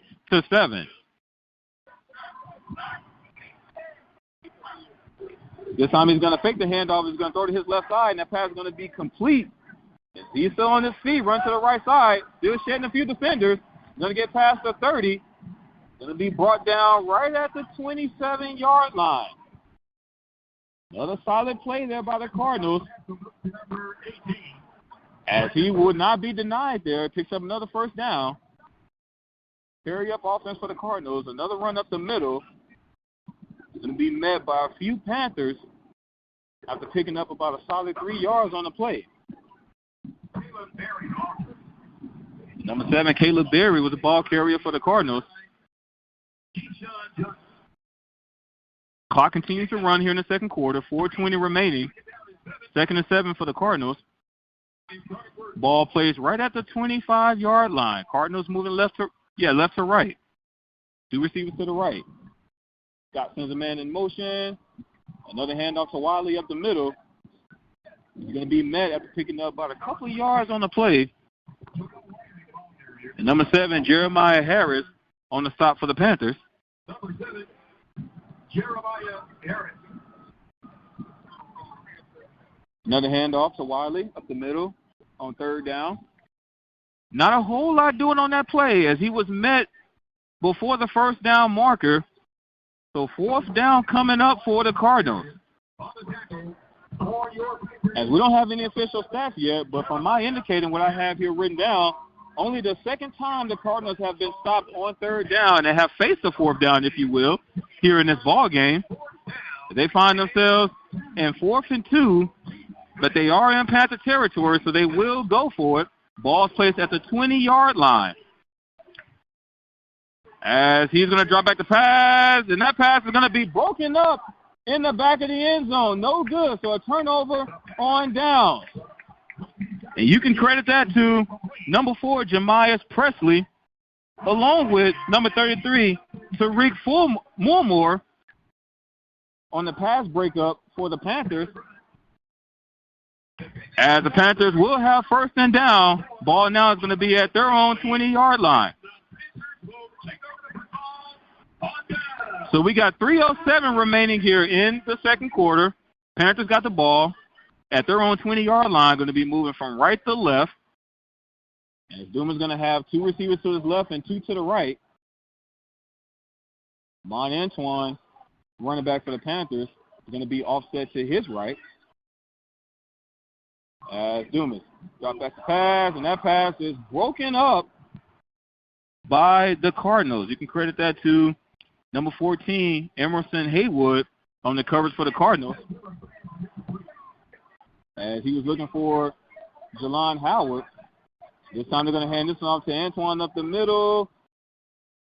He's going to be met to picking up about 3 yards on the play. As we do have a stoppage in the play.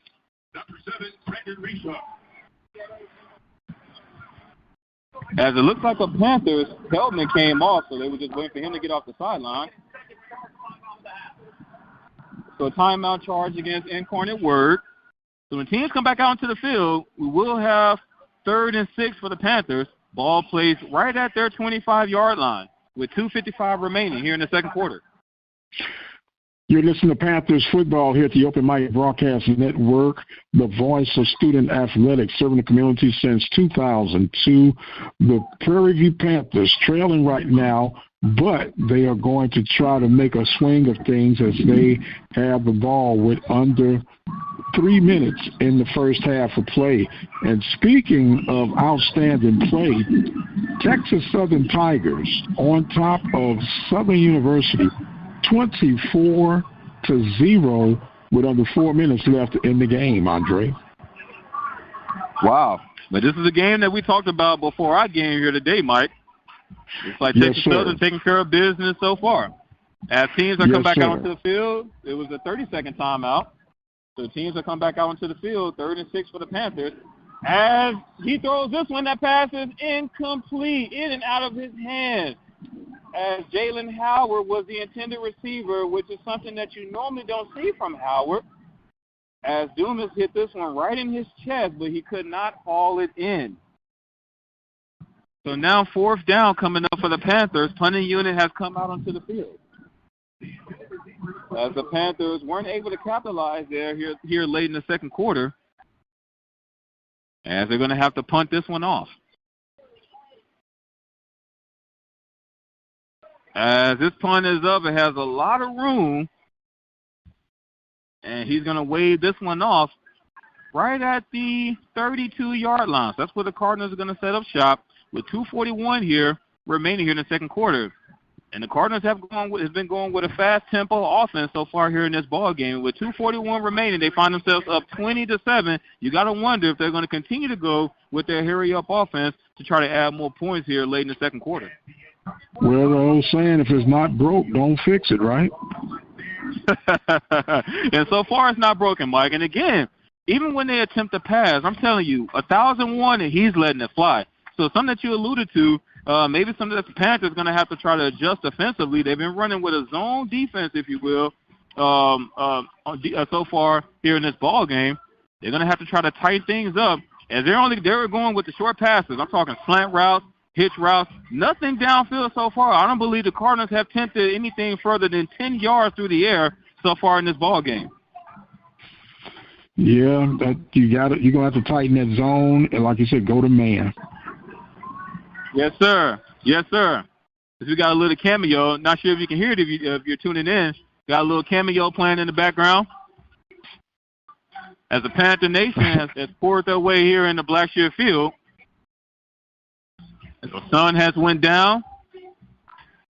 Clear blue skies. We're going to see if the Panther Nation can kind of help rally their team here as they find themselves trailing 20-7 here in the second quarter with 2:41 remaining. The teams haven't come back onto the field just yet, so we're going to take this opportunity to thank some of our sponsors here for making this game possible.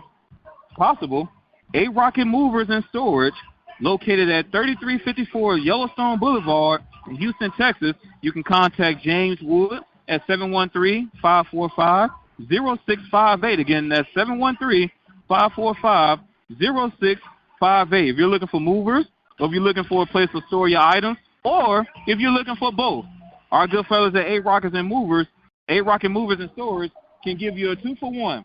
So contact James Woods right now and let them know that the Open Mic Broadcast Network sent you. As the teams that come back out onto the field, Incarnate Word will have this one at the 32-yard line, moving left to right, 1st and 10. As he's going to fake handoff, throw to his left side, but he's going to be met immediately. He's going to lose about a yard on the play. As he was met by the linebacker, Jesse Evans, on a solid stop there for the Panthers. He's going to lose a yard on that play. But the Cardinals going to go with the hurry-up offense. And this time another handoff to Wiley on the right side. He's going to shed a few defenders. This young man does not go down easily. He's still on his feet. And he's going to get past the 35, and he's going to be brought down right at the 38-yard line. The running back, Gerald Whiteley, a solid run there for the Cardinals, as he shedded about 3 or 4 defenders on that last play, as we have an injured Panther on the field. And that was number 8, Troy James, the defensive lineman for the Panthers, as he slowly trots off on the sideline. And you hate to see that if you're Panther Nation, as he's one of the leaders of the defensive line.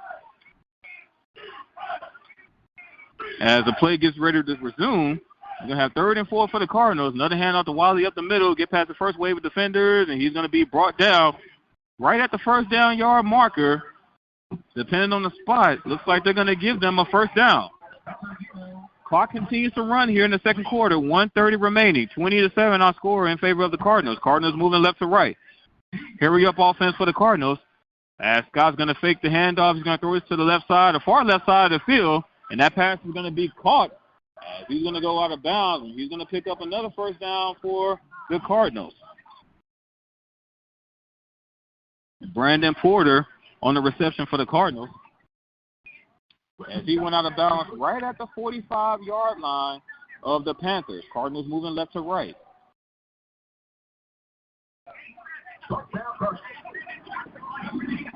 Two receivers to the left and 2 to the right for Scott.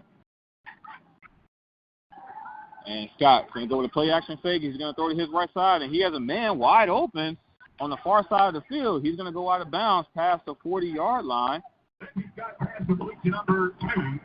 This one's going to officially be spotted at the 37-yard line.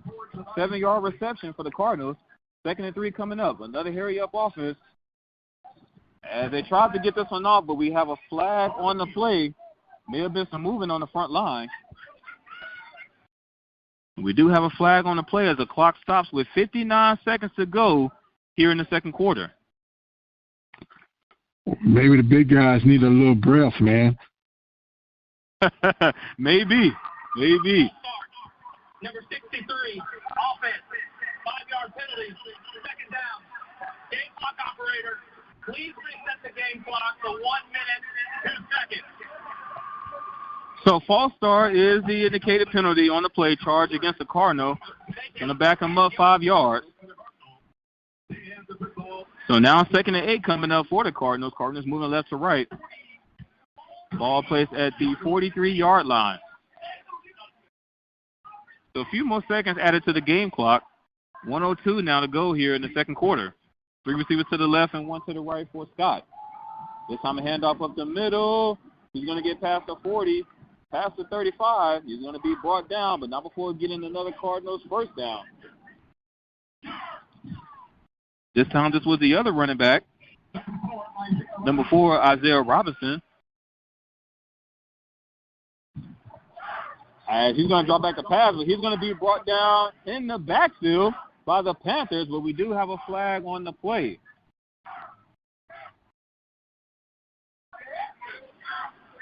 As this was thrown by the back judge. Might be holding. Number 37, defense. Wow. So face mask charge against the Panthers. And that's going to be another automatic first down for the Cardinals. As they're creeping their way well within Panther territory, they're going to have a fresh set of downs. Ball is now going to be placed right at the 12-yard line. 1st and 10 for the Cardinals. 2 receivers to the left, 2 to the right. He's going to throw this one quickly to the left side, and that pass is going to be caught. He's going to go out of bounds past the 10-yard line. They're going to officially spot this one at the 7-yard line of the Panthers. So the Cardinals are slowly but surely milking this one away. As that last pass does stop the clock with 37 seconds.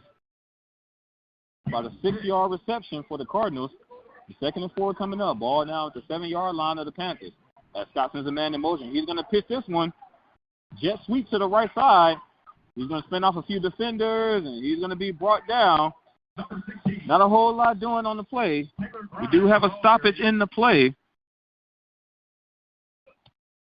Looks like it's going to be a timeout charge against the Cardinals. Incarnate Word has taken his final timeout of the half. Yes, sir. So timeout charge against the Cardinals. Their final timeout here in the half. When the teams come back, it's going to be third down, 3rd and 6 to be exact for the Cardinals, with 28 seconds to go here late in the second quarter. Well, Andre, if I'm defensively trying to fend this off, I'm thinking this is 2-down territory for the Cardinals because they can get a 2-for-1 right now. They get the ball at the start of the second half. You've been showing some very productive offensive series. You're within the red zone. You're deep in the red zone. So if I'm the Panthers, don't relax if you stop them on third down. Be prepared to go for a fourth down stoppage. It's one of those games where the Panthers defense, once again, beginning to show fatigue with so many offensive plays that the Incarnate Word has run. Well, this is also another indicator as to why when the Panthers are on offense, they're going to have to milk the clock and keep and give the Panthers defense a little bit of break, if you will, especially given the fact that Incarnate Word is going with the hurry-up offense. That typically can tire your defense out. And if your offense is going 3 and out, you're not getting much of a break, if you will, as the Cardinals come back out into the field. Yes, sir. Yes, sir. No. You're absolutely right. So the Cardinals attempt to pass there on third down. He picks up about 5 yards, but he didn't get enough for a first down. And as Dr. Mike Prince alluded to, this will be 4th down territory for the Cardinals, as the offense will stay out there on the field. Scott's going to have 2 receivers to his left and 1 to the right. As number 4, Isaiah Robinson, is going to be offset to his left. As Scott sends a man in motion, and he's going to fake the handoff to Robinson. He's going to throw it to the left side, but that pass is going to be short, incomplete, and the Panthers defense catch a break there on 4th down. So a turnover on downs. The Panthers will have the ball inside their own 5-yard line with 19 seconds to go here in the second quarter. Well, Andre, if you're Coach Bubba McDowell right now, you don't be surprised if they take a knee, get out of this thing so deep in their territory. The Cardinals can't stop the clock any longer. The fans might not like it, but it'd probably be the smartest thing to do right about now. Yes, sir. Yes, sir. Because what you don't want to do is you don't want to take a sack. Given the fact that the offense hasn't really shown much light here in the second quarter. They had that 1 touchdown by Ahmad Antoine in the first quarter. So far, nothing doing offensively in the second quarter. They've been going 3 and out here and there. They was able to get 1 first down on not the previous drive, but the drive before that. But not really a whole lot of spark from the Panthers offense. So I'm sure that Bubba McDowell and that offense is going to have a lot to talk about going into halftime. Absolutely, a whole lot to talk about, sir. Whole lot. Whole lot. It is what it is. Yes, sir. Yes, sir. It is. Yeah, it is what it is. But then again, we still got a whole half of football left to play. Definitely some adjustments need to be made on both sides of the ball. And then the Panthers offense is going to have to try to keep their offense on the field to give the defense a little bit of break, because it wouldn't surprise me if the Cardinals are going to continue to go with their hurry-up offense, because it's been successful for them so far here in this ball game. So it would not surprise me. This is one true indicator as to why they put up 50-plus points against their opponents coming into Week 3 here in college football. That hurry-up offense, that dinking and dunking, and it's paid dividends so far to start the season. It's paid dividends for them in this ball game. So we'll see how the Panthers are going to respond to that. Yes, sir. You're still early in the season too, and yes, so sir. they're still building condition. Yes, sir. Yes, sir. Absolutely. Absolutely. Little poison, if you will. Not sure if you can hear it if you're tuning in. Bill DeVoe. And it is poison in what we're watching right now. But hopefully things can get turned around. Yes, sir. Hopefully it's just like a little food poison, not the type of poison that'll kill you, right? Yes, sir. Yes, sir. As the teams come back out onto the field, and the Panthers looks like they're going to do exactly what Dr. Mike Prince alluded to, because they're just going to kneel this one and go into the second half. As C.J. Dumas does just that, he's going to take a kneel. He's only going to have to take one, And with that, our first half has come to an end. Panthers trailing this one so far by the score of 20-7. We're going to take a quick break. We're going to try to see if we can hunt down some halftime stats. And the Panthers trailing this one by the score of 20-7. You've been listening to Panther football right here on the Open Mic Broadcast Network. As Andre Davis leads us to the first half of action, Panthers dodge a bullet, trailing by the score of 20-7. Defense was able to bend, but don't break on that last series by Incarnate Word, as the Panthers go down at halftime by the score of 20-7. A lot of things that make you go, when you analyze this first half of play. Panthers have somewhat sputtered offensively, not able to get the engine started for that Panther train to get smoked up and moving with full steam ahead. So far, the Panthers have had 18 runs versus 9 pass plays. Not as balanced as you would want it to be, and not as efficient as you would like it to be. If you're not going to be passing that much, you want your passes to count. It's not about going so far, let's say, vertical downfield, but you do want to make it an impression and impact when you do throw the ball. So we'll see if the Panthers can make that adjustment. If there's anything that the Panthers have to do defensively, it's going to be tightening up the coverage. The Panthers are running the zone right now defensively, and all the Incarnate Word Cardinals are doing is finding those gaps within the zone. So the Panthers might have to push that thing a little tighter or start doing some stunts to get some pressure on the quarterback. But the quarterback is, as Andre has mentioned, quick drops, like a 1,001 through 2 drop.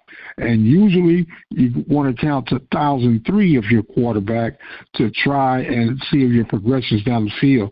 But they're hitting those gaps, so I want to be very keen to see if the Panthers adjust to some type of man coverage in the second half. Meanwhile, the Panthers are going to have to just get that ball moving offensively. They've got to help themselves. And, of course, when we talk about helping themselves, penalties have been an Achilles heel for the Panthers.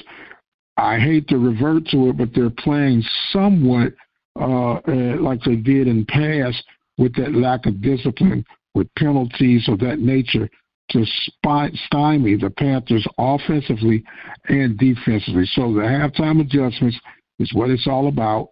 Panthers are down by the score of 20-7 right now. Some other scores that we can bring you up to speed with that we have right now, last report. Delta State leading Mississippi Valley in the second quarter by the score of 12-0. That's somewhat of a shocker, being that Valley have been playing with somewhat of some momentum. But we'll see if the Delta Devils can turn that thing around in the second half. Final, Austin Peay victorious over Alabama A&M by the score of 28-3. So Connell Maynard and the Bulldogs are still struggling here early in the season for the Southwestern Athletic Conference. Big game of anticipation, but a total letdown. The early game between Jackson State and Grambling State. It was a very tight, contested game in the first half. A lot of miscues by Jackson State that Grambling did not capitalize off of. And as a result, Grambling steamrolled by Jackson State by the score of 66-24. That was a truly surprise factor. The Panthers watching in the West, as it is probably official by now, but the last we had, Texas Southern was leading Southern University by the score of 24-0.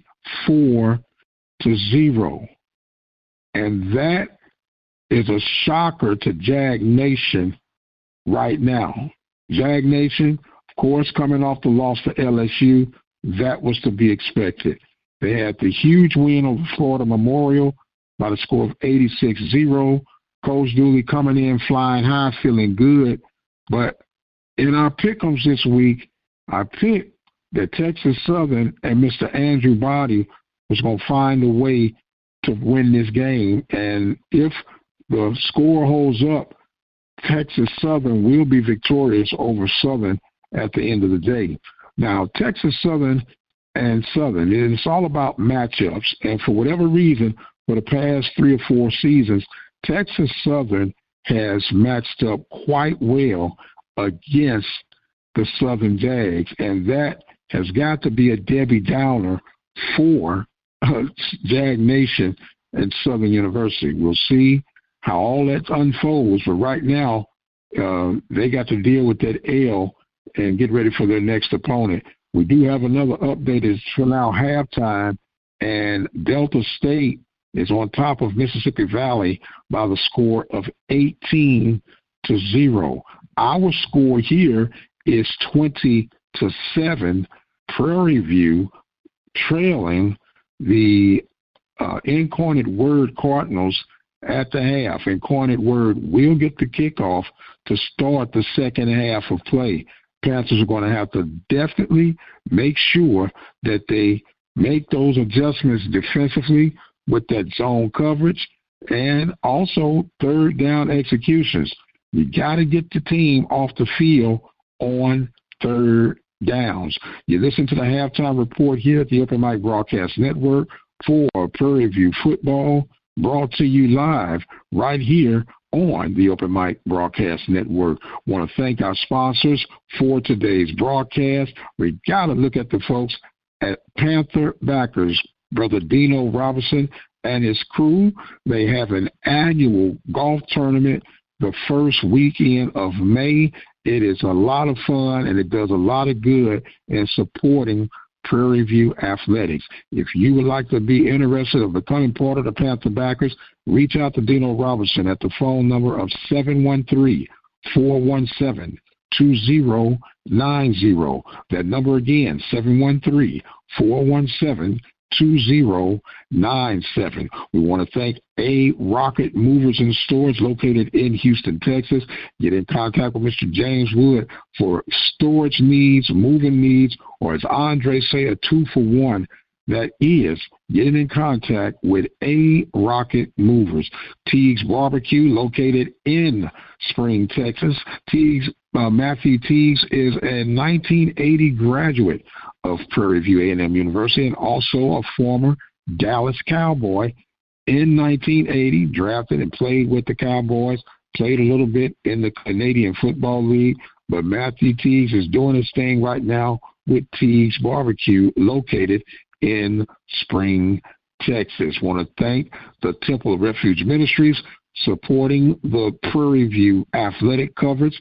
You can join them live Sunday mornings, 10 a.m. Central Standard Time, to hear a word and a manna from heaven each and every Sunday, 10 a.m. Central Standard Time. You can join in by dialing 857-777-0000. That number again, 857-777-0000. Temple of Refuge Ministries, building a kingdom, one soul at a time.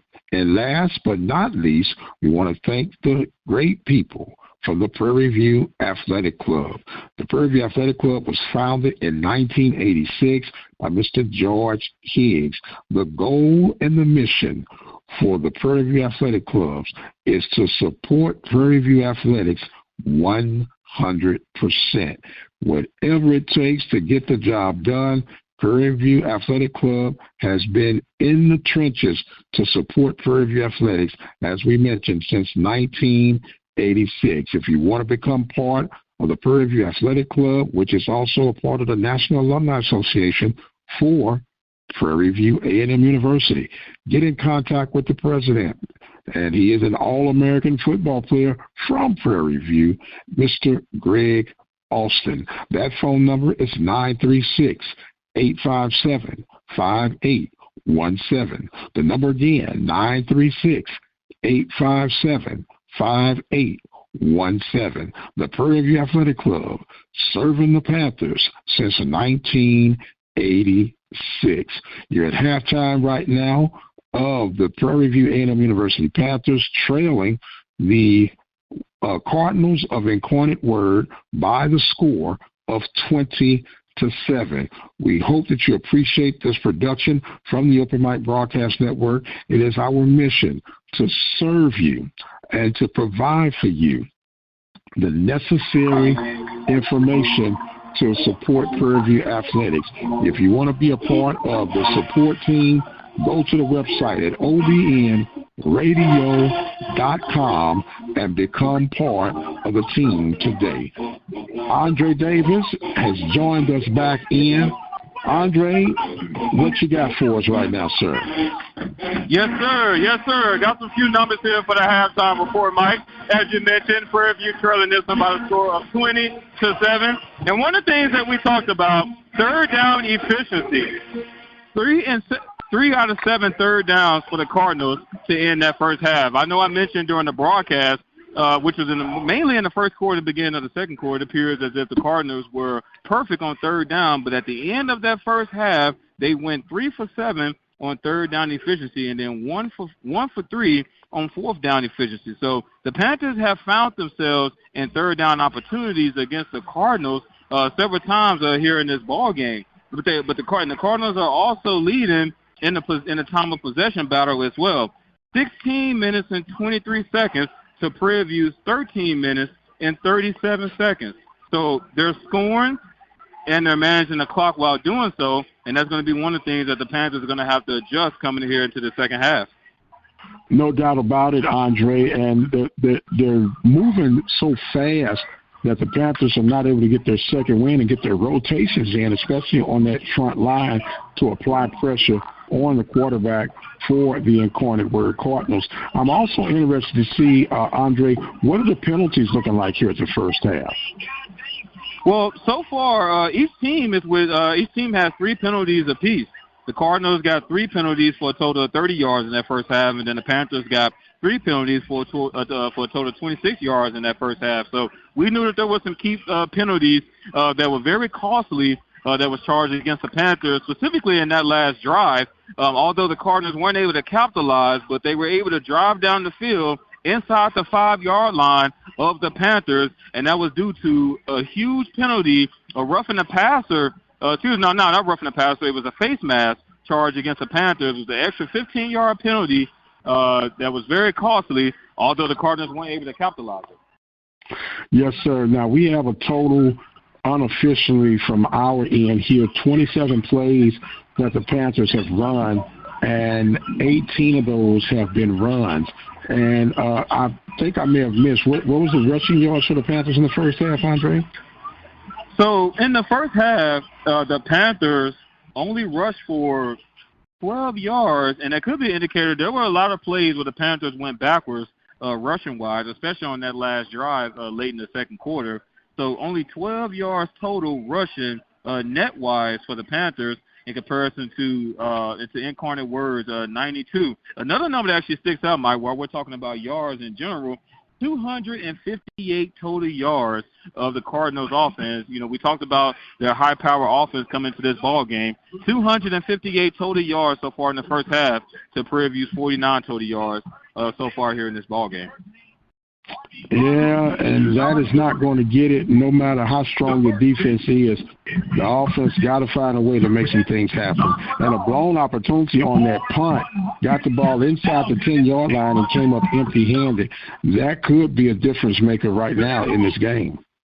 Yeah, so in my estimation, 10 total points was left off the scoreboard that the Panthers kind of left out there on the field in that first half. To your point that you alluded to, the scoop, what would have been a scoop and score opportunity on that fumble recovery due to the block punt, but he just went out of bounds right inside the 10-yard line, and then of course there was that 32-yard field goal attempt that was missed by Luis Reyes. Surprisingly, a field goal missed by Luis Reyes. Again, the guy that made 2 field goals last week against the Wildcats, a 46-yarder and a 47-yarder. Would have been a cheap shot, 32-yarder. So I tallied up a total of 10 points that was left out there on the field for the Panthers in that first half. Yeah, 10 points that you can't afford to let go. I don't care who your opponent is. You got to execute and capitalize on golden opportunities like that. Well, the Panthers are making their adjustments at the halftime right now, trailing by the score of 20-7. You're listening to live Panther action here at the Open Mic Broadcast Network. Andre Davis delivering play-by-play, and yours truly, Mike Prince, in the studio trying to keep up with this young man. Andre, what are you seeing some necessary adjustments the Panthers are going to have to do in the second half? Well, specifically, we were talking about the defense, which, again, a defense that we've been thoroughly impressed with. We're still early in the 2022 campaign, but a defense that we've been thoroughly impressed with coming to this ball game. I had predicted that this was going to be their toughest task to order so far here in this 2022 season with the high-power offense of the Cardinals. So they're definitely going to have to make some adjustments come into this second half. As we talked about before, they've been going with the zone defense so far, and the Cardinals have been capitalized on it. They haven't been throwing any long balls down the field, 5 yards here, 4 yards here, 3 yards here, just dinking and dunking, milking the clock while picking up first downs at the same time. So the Panthers are going to have to tighten things up. Lindsey Scott is very comfortable in that backfield throwing the ball. Now, he's only throwing it 1 second while getting it, but he still looks comfortable nonetheless. So they're going to have to try to find a way to get some pressure. I know it's going to be difficult when he's releasing it after counting 1 second, but they're going to try to find a way to get some pressure on him to slow down their offense. And offensively for the Panthers, I like the way that they've still been going with the rushing attack. That's one thing about Bubba McDowell that we've noticed so far here just through 3 weeks of play here in this new season. But one of the things that we noticed that he's going to try to stick with what he's been doing so far, no matter the circumstances. He did that in week 1 and week 2, and it looks like he's doing that so far here in this game, as you alluded to how many rushing plays that the Panthers did so far in that first half. So, but at the same time, I want to see them try to mix some things up offensively to try to spread some things out. They started doing that against Abilene Christian last week, and it was successful for them for the most part. So when you find yourself down 20-7, try to milk the clock as much as possible to give your defense more of a break. Because that offense, the Cardinals offense is going with that hurry-up offense. You can tell the defense is getting kind of fatigued. So they're going to milk the clock, if you will, if you're the Panthers offense, mix some things up, and give your defense a break and see if you can kind of turn things around here for you here in the second half. Yes, sir. Well, the thing that's standing out to me on both sides is third downs. You got to make sure that the Panthers executing on third downs offensively to extend some drives to put some things together. I think the longest, most amount of plays they've had thus far was 6 plays. And you got to put something together to, A, give your defense a win, or get them a breather, I should say, and then, B, just get some confidence built up in your offense, in particular guys up front.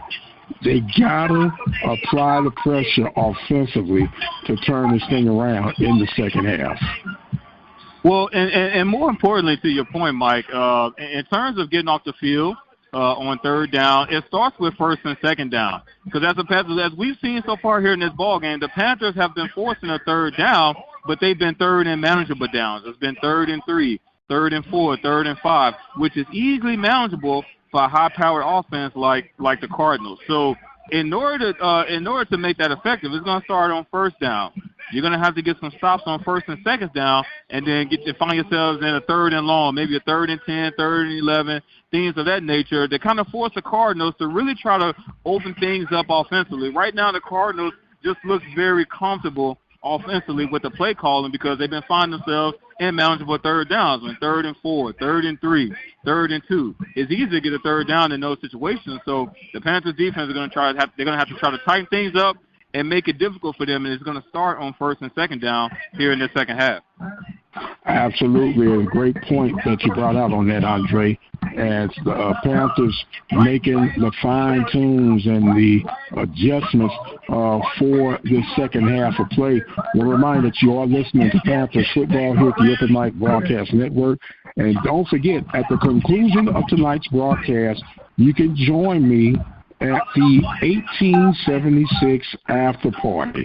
We'll talk about what went right, what went wrong, and hopefully line some things up. And don't forget, we talk exclusively with Coach Bubba McDowell each and every week right here at the Open Mic Broadcast Network. So be sure to follow us. If you're not following us, subscribe to the YouTube channel.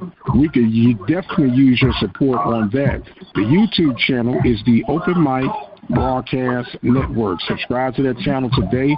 You'll get everything that's been produced from the audio side as well as video side of things here at the Open Mic Broadcast Network. But the way that you keep up, click that bell for subscription for notifications, and every time we produce something, you'll get a little memo that, hey, the Open Mic just did something, come check it out. So it's the Open Mic Broadcast Network at YouTube. And if you're in the Twitter world, feel free to follow me at the Mike Prince Show. The Mike Prince Show at Twitter. Come on in and hear what we're talking about from time to time. We don't talk much noise. We just try to report facts and keep you abreast of what's going on the Hill and the world of the Southwestern Athletic Conference. 20-7 is our score. Panthers are trailing. And Andre, I believe you got your rabbit foot in your front pocket, your 4-leaf clover in your back pocket. You got all your good luck charms and pieces on you, and we're ready to pull some magic out for the second half. Am I right? Yes, sir. You couldn't be more right, Dr. Mike Prince. Thank you so much for sharing that information. As the teams are come back out onto the field, as the Panthers are ready to kick this one off, the Panthers did receive to start the first half, so they will be kicking this one off. They will be kicking from the south end to the north end of the end zone, from right to left. As this kick is off, it's going to be fielded at the 4-yard line. Going to get past the 10, past the 15, past the 20, still on his feet. He's going to be brought down right at the 25-yard line. So solid kick return there by the Cardinals. And that was number 11. Corey Droz on the return, as the Cardinals will set up shop at their own 25-yard line, moving left to right. As the Panthers find themselves down by 2 scores here to start the beginning of the third quarter, 14-53 remaining, 20-7 our score in favor of the Cardinals. As Scott's going to have 2 receivers to the right, 2 to the left. He's going to hand it off to Wiley. Right up the middle, not a whole lot doing there. He was brought down by the big man, Troy James. Picks up a solid 2 yards there for the Cardinals. As Troy James was shaken up in the first half, but he's back out there for the Panthers defense. It looks like he may be feeling all right. Cardinals going to go with the hurry-up offense again. Another handoff to Wiley. This time he's going to bounce to the left side past the 30. He's going to be brought down out of bounds right at the 32-yard line. Not quite a first down. He's going to be about 4 yards shy. Or check that, 3 yards shy. Third and 3 for the Cardinals. We talked about third down opportunities during our halftime report. As the Panthers force a third down here in this opening drive to start the third quarter. As Lindsey drop back the pass, he looks right, throw right. He has a man. That pass is caught. And he will have enough for a Cardinals first down. You can credit that to number 3, Roger McCullough, on the reception for the Cardinals. The first down now, ball placed at the 40-yard line. Cardinals moving left to right. 2 receivers to the left, 1 to the right. This time he's going to fake the run. He's going to throw it to the left side, but that pass is going to be incomplete. Wasn't able to haul that one in, as he was looking for number 2, C.J. Hardy. Wasn't able to haul that one in. So it's going to bring up 2nd and 10 for the Cardinals. 3 receivers to the left and 1 to the right.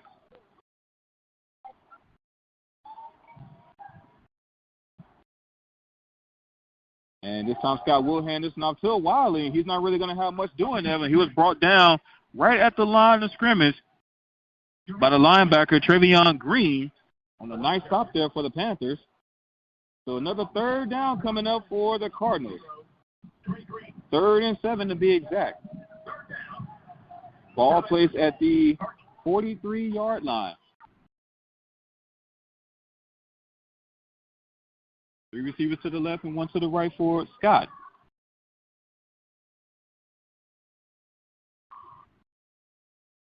And this off a handoff to Wiley.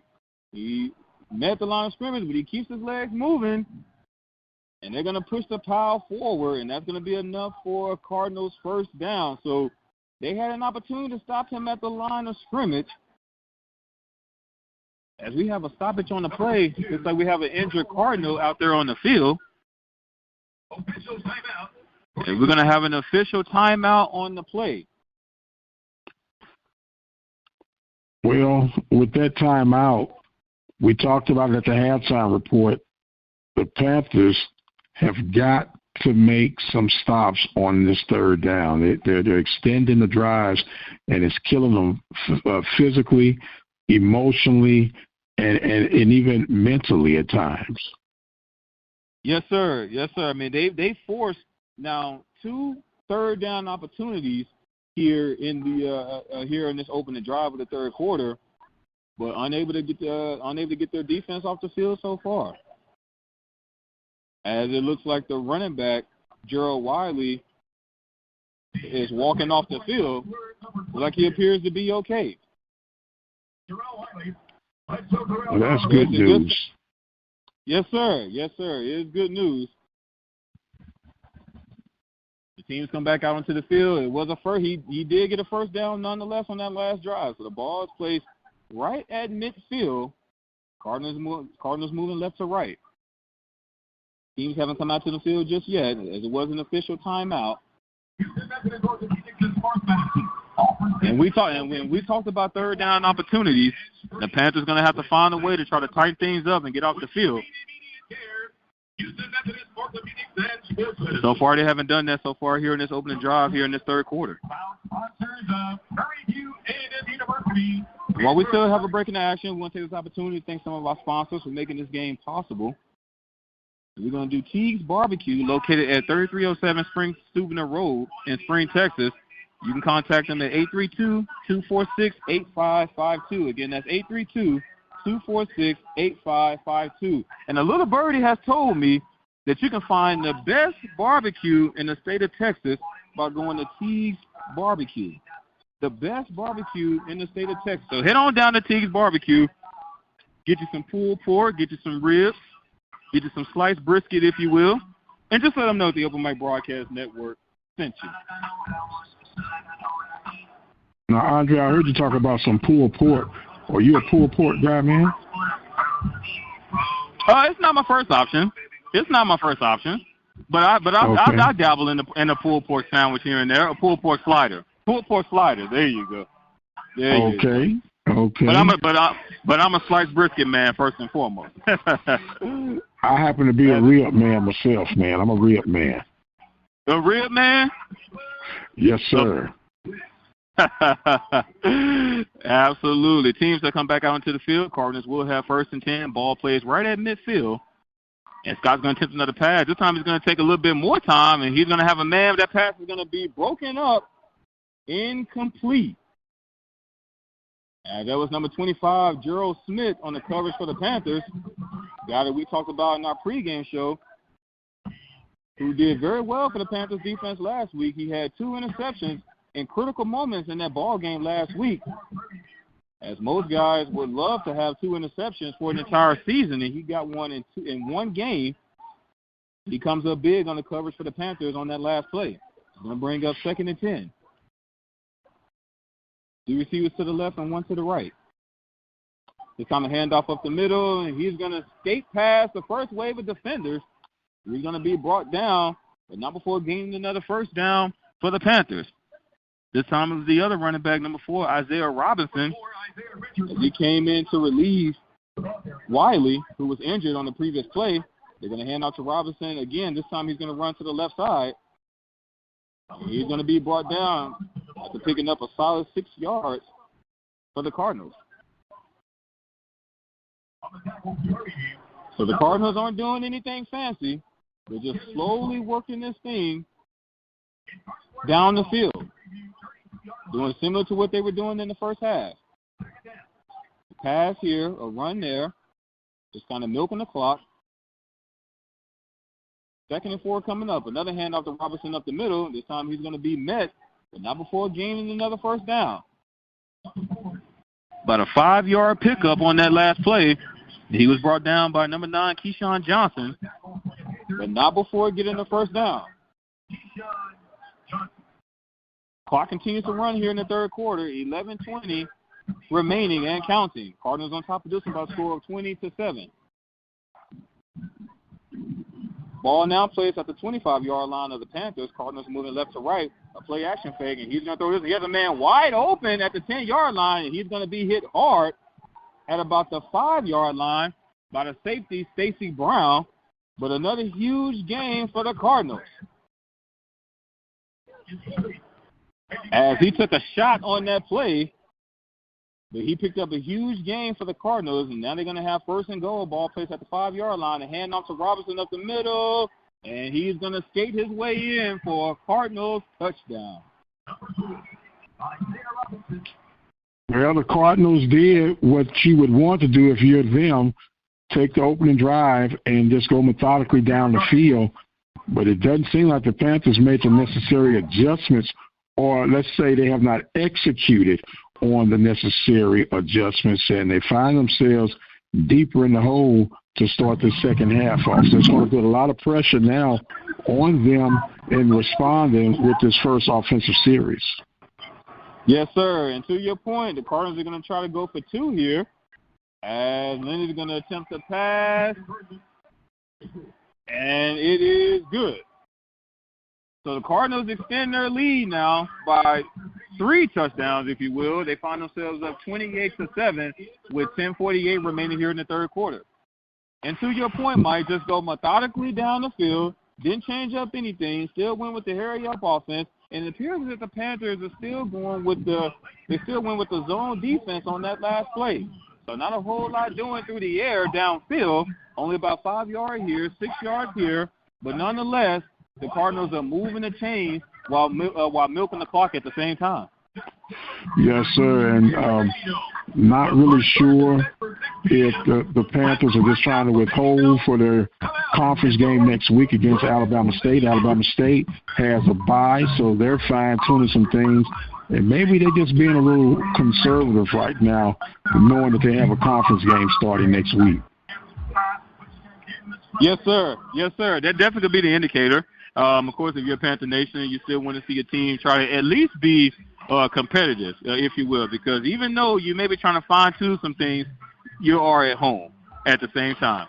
So that's something else to think about as you start your first drive here in the third quarter. I still would like to see the Panthers try to be competitive, if you will, given the fact that you are playing in front of your home crowd. Yes, sir. Some quick scores, Andre, before the kickoff, if we can. Alcorn McNeese, Alcorn on top 7-0 first quarter play. Mississippi Valley got their hands full against Delta State, trailing by the score 25-3 in the third quarter. Yes, sir. Yes, sir. Thank you for that update, Mike.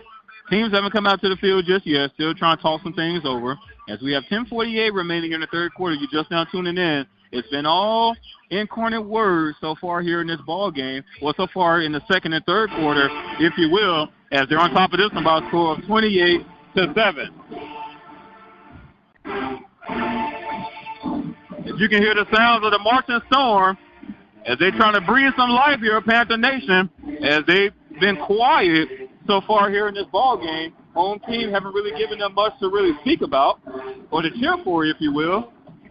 Looks like the marching storm going to try to help us out here.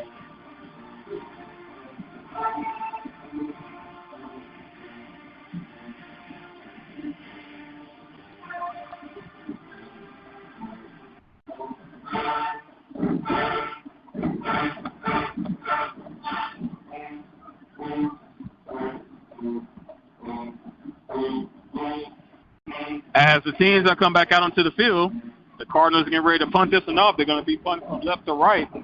And back to receive for the Panthers is going to be the redshirt senior, Jalen Howard, standing right at his own 5-yard line. And Howard's going to field this one at the 4-yard line. He's going to get past the 5, past the 10, He's going to make a cut to the right side past the 15. He's going to be brought down right at the 16-yard line. So the Panthers are going to set up shop here at their own 16-yard line for their opening drive here to start the third quarter. Andre, before the Panthers take off, let me give you this mesmerizing stat that we have. 17 first downs for Incarnate Word. Prairie View has 4. And those two stats lines have been a true indicator as to how this ball game has been going for both teams so far here in this game. No doubt. No doubt. Yes, sir. This time Dooman's going to pitch it to the freshman running back, Connor Wysham. Not a whole lot doing on that play. The Cardinals were all over that one. As he's going to just make it right at the line of scrimmage. So 2nd and 10 coming up for the Panthers. Ball plays at their own 16-yard line. Panthers moving right to left. 2 receivers to the left and 1 to the right for Dumas.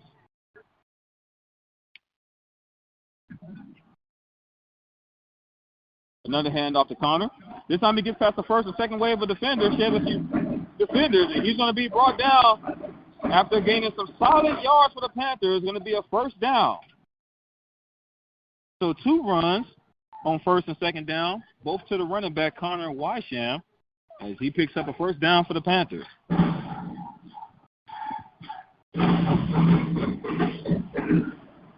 So ball now is officially going to be at the 32-yard line of the Panthers, moving right to left. 2 receivers to the left and 2 to the right. This time Dumas is going to attempt to pass, and that pass is going to be incomplete as he was looking for Jaquan Bloomfield, the intended receiver, on the play. 2nd and 10 coming up for the Panthers, as Dumas just needed just a little bit more on that play. Jaquan Bloomfield was wide open, couldn't quite get it to him, just needed a little bit more, and Bloomfield had nothing but daylight in front of him. But nonetheless, 2nd and 10 coming up, ball at the 32-yard line, 9:31 remaining here in the third quarter. 3 receivers to the left and 1 to the right for Dumas. Dumas is going to attempt another pass. He's going to look left, throw left. He has a man. That pass is incomplete, in and out of his hands. The redshirt senior, Jalen Howard, the intended receiver. That's 2 drop passes for Jalen Howard in this ball game, and some unusual behavior for the redshirt senior. Wow. So what could have been a huge game for the Panthers, it is now 3rd and 10 after 2 incomplete passes in a row. Ball at their own 32-yard line. 3 receivers to the left and 1 to the right. As he's going to attempt to pass, and the pass is going to be caught at the 40-yard line. Depending on where they spot it, looks like he may be just a yard shy. And that was the other quarterback, Chris Herron, checked in for C.J. Dumas, and he completed a pass on that last play, but it will be 4th and 1. He didn't get quite enough for a first down. 4th and 1 for the Panthers. The offense will stay out on the field, but the ball is at their own 41-yard line. As it looks like they're going to change it up at the last minute. They're going to have to hurry up as they have 8 seconds to go on the play clock. The punting units decide to come out to the field and punt this one off. And they're not going to snap this one off, and it will be a delay of game once the officials make the call. Well, I'm okay with that. If you're going to delay, okay, and you're going to end up punting it anyway, but if you were going to go for it. So maybe there was some confusion with the personnel that they had in. They decided, what the heck, we'll punt it, and it's okay if you lose 5 yards on that because you're punting anyway. Yes, sir. Yes, sir. Yeah, and it appears that the Panthers were going to go for it. It was 4th and 1, and right at the last minute, with about 15 seconds to go on the game clock, on the play clock, if you will, they decided to bring the punting units out into the field. So 5 yards will back the Panthers up. Ball now at the 35-yard line. They're going to punt this one off. As this punt is up, he's going to wave this one off, and he's going to catch this one right at their own 25-yard line. So the Panthers try to show a little life there. They were able to get 1 first down out of that last drive. 2 runs and 3 passes, 1 first down. But still not enough to try to turn things around here in the third quarter. The Cardinals will have the ball at their own 25-yard line.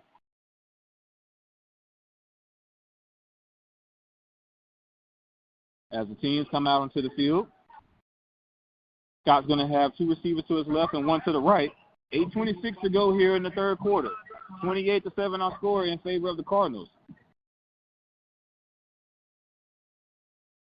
And Scott's going to go with the swing pass to the left side, but nothing doing as he was met in the backfield. And that was the linebacker, number 2, Jesse Evans, was able to get in the backfield and disrupt some things on that last play. And that's going to back the that's going to back the Cardinals up inside the 20-yard line. Ball's officially going to be at the 18-yard line. So 2nd and 17 coming up for the Cardinals. As Scott sends a man in motion, he looks to the sideline to get the call. This will be a huge stop. The Panthers can get off the field on this next drive, on this current drive, if you will. As Scott's going to attempt to pass to the right side, and that pass is going to be incomplete. As Luke Gumber, the intended receiver on the play, the Panthers now find themselves in another 3rd down opportunity, 3rd and 17 for the Cardinals. You got to make this one count, Andre. You've got to make this one count. Yes, sir. Yes, sir. Got to make this one count. And as we mentioned before, the Cardinals haven't gone with the long ball so far here in this ball game, but at the same time, they also haven't found themselves in 3rd and long either. As Scott's going to go this time a screen play to the running back, Robinson, to the right side. He's going to get past the 25-yard line. He's still on his feet, but he's going to be brought down, but he won't have nearly enough for a Cardinals first down, as he was brought down just right at the 27-yard line. So 4th down coming up. The punting units will come out to the field. So the Panthers were able to do what we've been alluding to on that last play. They was able to finally get off the field and force a punt here in the third quarter with 7:03 and counting remaining. Well, the Panthers trying to make a run. The Texas Southern Tigers, last we checked, were making a run against the Southern Jags 24-0. We'll try to get an update on that. It should probably be final right now. But earlier, Jackson State had all the answers for Grambling State, winning by the score of 66-24. Big day. Austin Peay 28, Alabama A&M 3. Right now, the Panthers are trailing by the score of 28-7. Are you rubbing that rabbit's foot, Andre? That's what I need to know. I've been trying to rub it, Mike. I've been trying to rub it. You got to rub it, man. You just can't keep it in your pocket. You got to rub it. I think that's what I forgot to do. I forgot to pull it out there on that last drive, which may be a key indicator as to why the Panthers end up punting that ball away. But to start this next drive, Mike, I mean, they're going to have solid field. They're going to have solid field position. The ball officially is going to be spotted at their own 36-yard line. So solid field position to start this third quarter. Midway through the third quarter, 6:48 remaining. Find themselves down by 3 scores. Let's see if they're going to get things going here.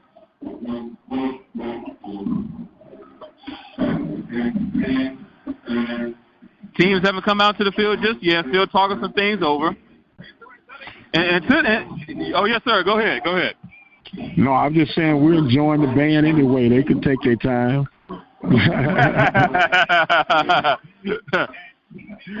Martin Stone trying to help us out here. We need all the help that we can get. We need the rabbit foot. We need the crystal ball. We need the magic. We need everything that we can possibly get here. Yes, sir. Yes, sir.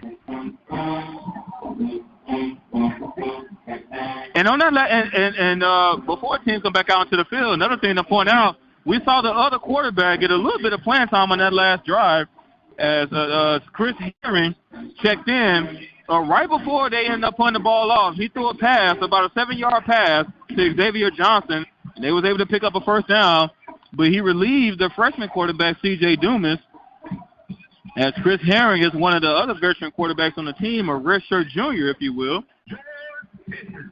But it appears that the freshman quarterback, C.J. Dumas, will come back out into the field to start this second drive here in the third quarter. As he's going to have 2 receivers to his right and 1 to the left. Ball plays at the 36-yard line. A handoff to Ahmad Antoine to the left side. He's going to be brought down right at the 40-yard line. We haven't seen anything from Ahmad Antoine here in the third quarter. This is only the second drive for the Panthers here in the third quarter. But Ahmad Antoine gets his first carry here in the second half. He picks up about 4 yards there for the Panthers. 2nd and 6 coming up. Ball plays at the 40-yard line. Panthers moving right to left. 2 receivers to the right and 1 to the left. This time the Panthers going to go with 2 backs in the backfield. Ahmad Antoine and Connor Wysham. And C.J. Dumas is going to tip the pass downfield, and that pass is going to be incomplete. Christopher Simmons, the intended receiver, on the play.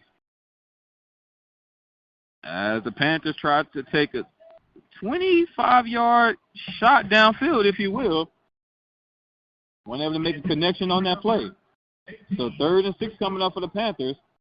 And this time the other veteran running back, Bernard Goodwater, checks in the game for Ahmad Antoine. He's going to be offset to Dumas' left. 3 receivers to the right. And Dumas dropped back the pass, and that pass is going to be incomplete. As he tried to hook up with Simmons again on that last play, just kind of overshot him a little bit. 4th down coming up for the Panthers. No execution, no time off the clock. Not a successful drive for the Panthers. They're up to 14 passes right now, and they might have 4 completions. There was an unnecessary shot downfield on that second down play. It was 2nd and 6. You had just ran it with Ahmad Antoine. He picked up a solid 4 yards. Why not go back with another running play on 2nd down? If you're going to attempt a pass, why attempt such a long pass unnecessarily? But nonetheless, the Panthers are going to punt this one off, and this one is going to be fair catch at about the 16-yard line. And that's where the Cardinals are going to set up shop here in the third quarter as they find themselves on top of this one, in control of this ball game so far. If you're just now tuning in, 28-7 our score in favor of the Cardinals with 5:54 remaining here in the third quarter. Listen to Panthers football here at the Open Mic Broadcast Network. Thanking our sponsors, Teague's Barbecue, A1 Rocket Movers. Also want to thank Temple Refuge Ministries, Panther Backers, and the Prairie View Athletic Club. If you want to be a part of the sponsored team, give us a call at 832-213-8824. That number again, 832-213-8824. Yes, sir. As the Cardinals are going to go with a run up the middle on 1st down with Isaiah Robinson. He picks up some nice yards for the Cardinals. Going to be another 1st down. And he's going to get this one to the 31-yard line. Cardinals moving right to left. Still going with the hurry-up offense. Another handoff to Robinson, this time to the left side. He's going to get past the 35, brought down at the 36-yard line by Warren Schenkel, the linebacker. Another 6-yard gain there by the Cardinals. Cardinals are still going with the hurry-up offense as they find themselves up by 3 scores here in the third quarter. 2nd and 4 coming up. Ball at the 36-yard line. 2 receivers to the left and 1 to the right. Another handoff to Robinson. He's going to share the defender in the backfield, and he's going to be brought down right at the 1st down marker. As number 52, Shaheed Reese, had an opportunity to get him down in the backfield, wasn't able to wrap up fully. 3rd and 1 coming up for the Cardinals. This time a quick pass to the left side, and he's going to run out of bounds, but not before getting another 1st down for the Cardinals. So simple pitch and catch there on 3rd down. He only picked up about 4 yards. That's all he needed for a Cardinals 1st down. The ball now placed at the 43-yard line. Cardinals moving left to right. 2 receivers to the right and 1 to the left for Scott. As Scott sends a man in motion, he's going to drop back the pass. Looks right, throw right. And that pass is going to be incomplete. Number 0, Darian Chafin, the intended receiver on the play. That was some great coverage there by the cornerback, Jemias Presley, to force that incompletion. So with that incompletion, the clock does stop with 4:10 remaining here in the third quarter. 28-7 our score. If you're just now tuning in, it's been all Cardinals so far here in this ball game. The Panthers were able to sustain some momentum in the first half, in the first quarter specifically. So far, nothing doing here in the second half. Another handoff to Robinson. This time he's going to bounce to the right side, lower his shoulders. Going to pick up another solid yards for the Cardinals. He was brought down by the safety, Stacey Brown. All right at the first down marker. Not quite enough for a first down, but it's going to be 3rd and 1 for the Cardinals. Ball placed right at midfield. They're going to officially spot this at the 49-yard line of the Panthers. Cardinals moving right to left. Hand off to Robinson up the middle. He's going to have more than enough for a Cardinals first down as he was able to get past the 45-yard line. They're going to officially mark this one at the 43-yard line of the Panthers.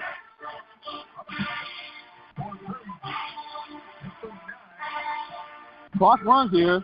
3:10 remaining here in the third quarter. As the Cardinals are going to try to push the tempo. This time Scott's going to attempt the pass, and that pass is going to be broken up, incomplete. And you can credit that breakup to the free safety, Tariq Moore, as he was trying to hook up with Darian Chafin, his number one receiver that he loves to connect to, the guy that's leading the entire Southland Conference in receiving yards and receiving touchdowns. With a great stop there by Tariq Moore. That's going to bring up 2nd and 10 for the Cardinals. Ball placed at the 43-yard line. 3 receivers to the right and 1 to the left.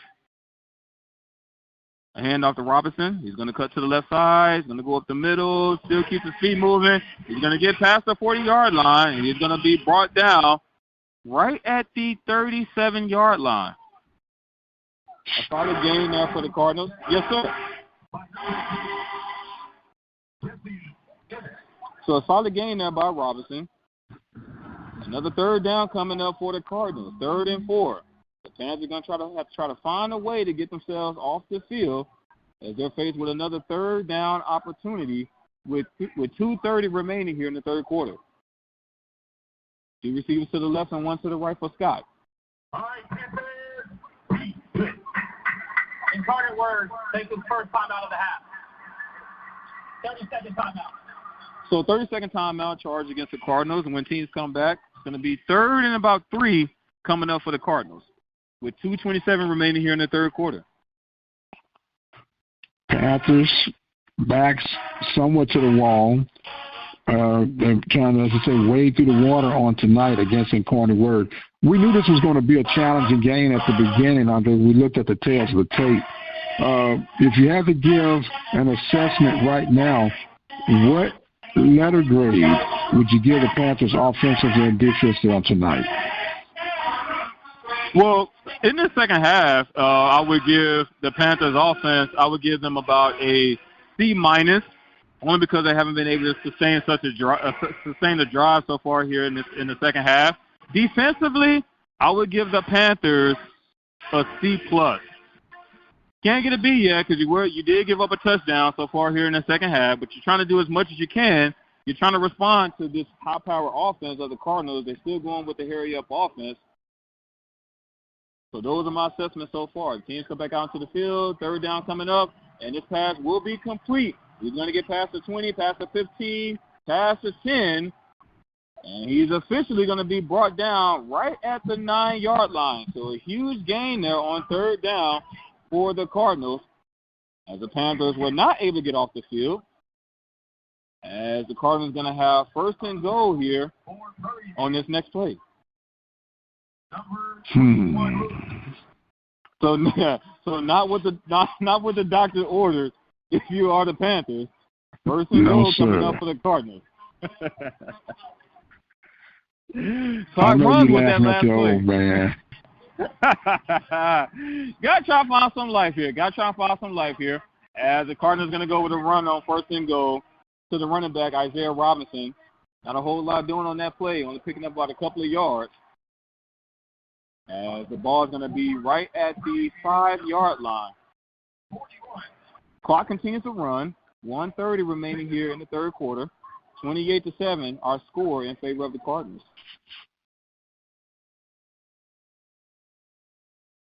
And we've talked about bend but don't break. Seems like the Panther defense that finds themselves in that opportunity just about this entire ball game, as the Cardinals going to go with a swing pass to the right side. There's that swing pass that the Dr. Mike Prince love so much, but nothing doing on that play. I love it when the Panthers do it. That's when I love it, man. Well, we love it when the Panthers. We love it when the Panthers are doing it, but we love it when the Panthers are stopping it if the opposing team are doing it. Yes, sir. And they were able to do that on that last play. So now the Cardinals looks like now they're going to try to slow things down.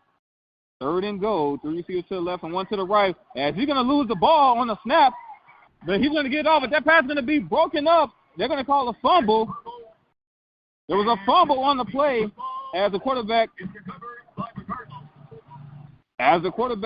Lindsey Scott, wasn't able to get it off, and he fumbled on the last play, but the Cardinals were able to recover it. But nonetheless, there will be 4th and goal for the Cardinals. So that was it. Yes, sir. Yeah, I was going to say, that was that nugget. That was that nugget we were looking for. Yeah, yes, sir. So now the ball was backed up now at the Panthers' 23-yard line as the field goal unit attempts the field goal.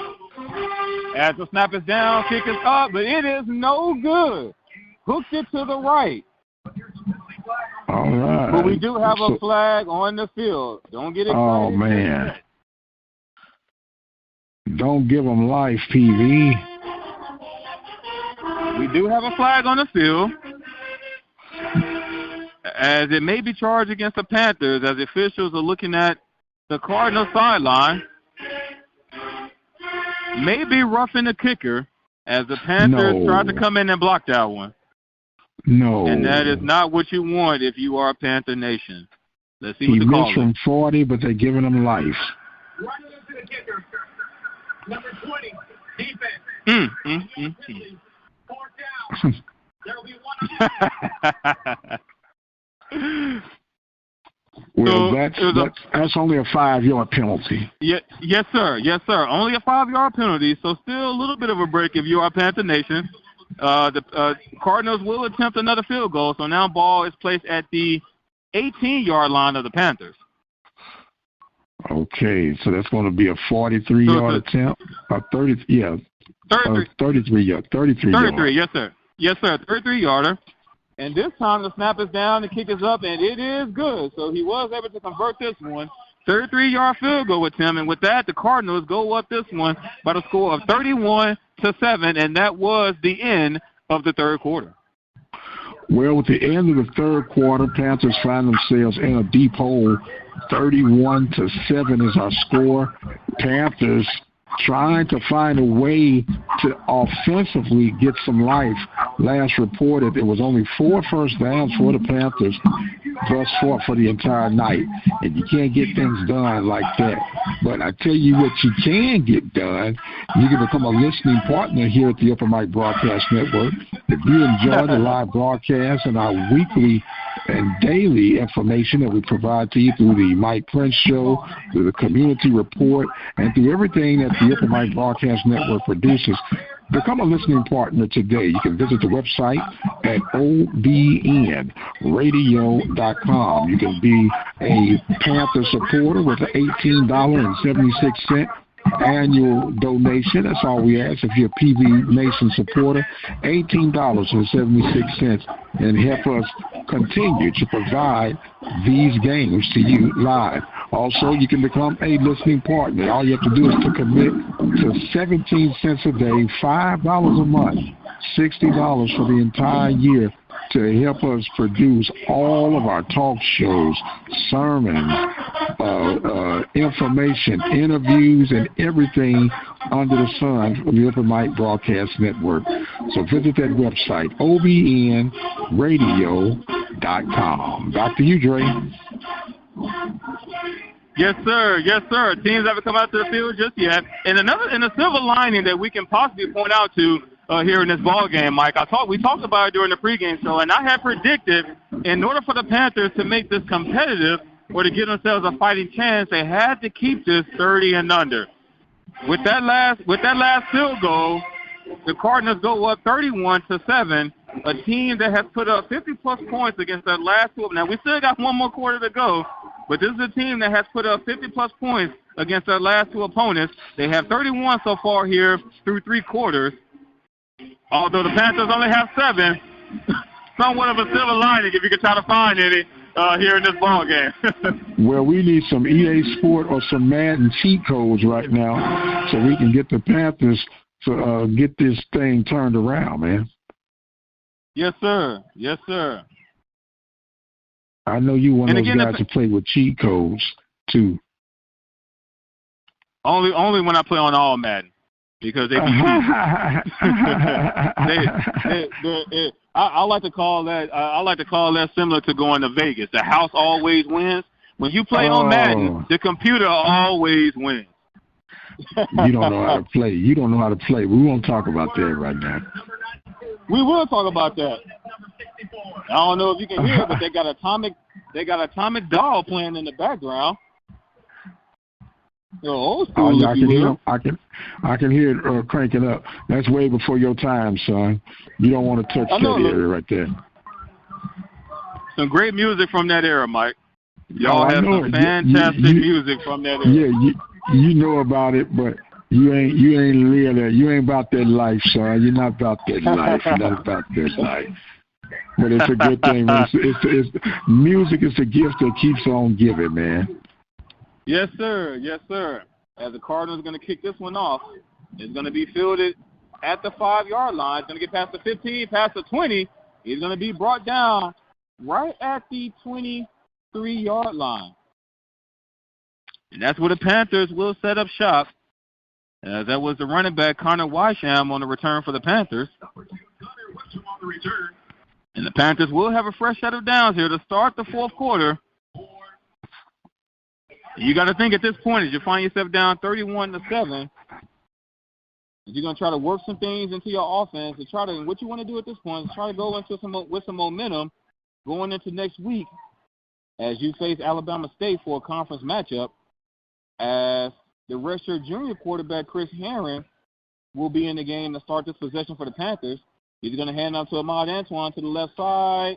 Not a real whole lot doing it. He's going to lose about 3 yards on the play, brought down right at the 20-yard line. Well, Andre, at the start of the fourth quarter, the Panthers had a total of 35 plays offensively. 35 plays, only 5 first downs to speak of, which is very lopsided, if you will. Yes, sir. Yes, sir. So 2nd and 13 for the Panthers. Ball plays now right there on 20-yard line. Aaron's going to have 3 receivers to the right and 1 to the left. He's going to send Antoine in motion. A sweet pass to Antoine. As that one's going to be incomplete. It was a forward pass, so incomplete is the call. That's going to bring up 3rd and long for the Panthers. That last incompletion will stop the clock with 14:06 remaining here in the fourth quarter. Panthers moving left to right. Ball plays at the 20-yard line. 3 receivers to the right and 1 to the left. This time he's going to fake it to Antoine, keeping himself to the right side. He has plenty of room. He's past the 40, past the 50, and he's going to go out of bounds inside of Cardinals territory. So the quarterback, Chris Herring, went with the read option on that last play. Instead of giving it off to Ahmad Antoine, he's going to keep it himself for a huge pickup for the Panthers. So first down, ball right at midfield. Panthers moving left to right. And another handoff to the running back up the middle. He's going to shed a few defenders. And he's going to lose the ball as the ball pops out. But it looks like it was recovered by the Panthers. So the Panthers get a huge break on that play, and that was the other veteran running back, Christian Mosley, a guy that we haven't seen get much action here in this ball game. He had a huge break on that play for the Panthers. He coughed the ball up, but he was able to get on it just in the nick of time. As we have a timeout on the play, it's going to be charged against the Panthers.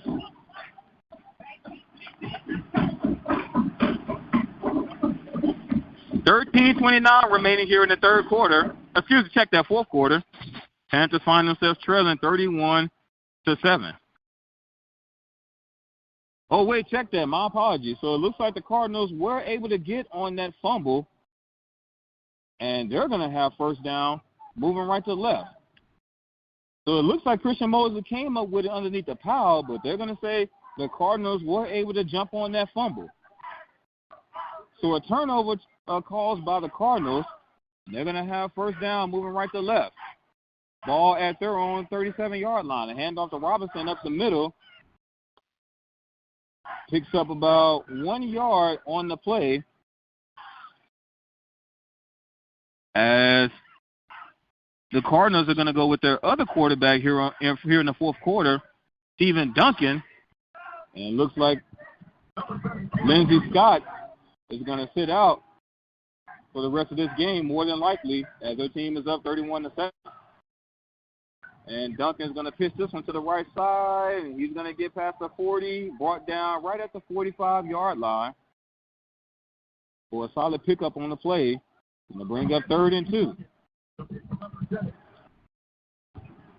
So Stephen Duncan still in the game for the Cardinals as they find themselves 3rd and 2, ball placed at their own 45-yard line.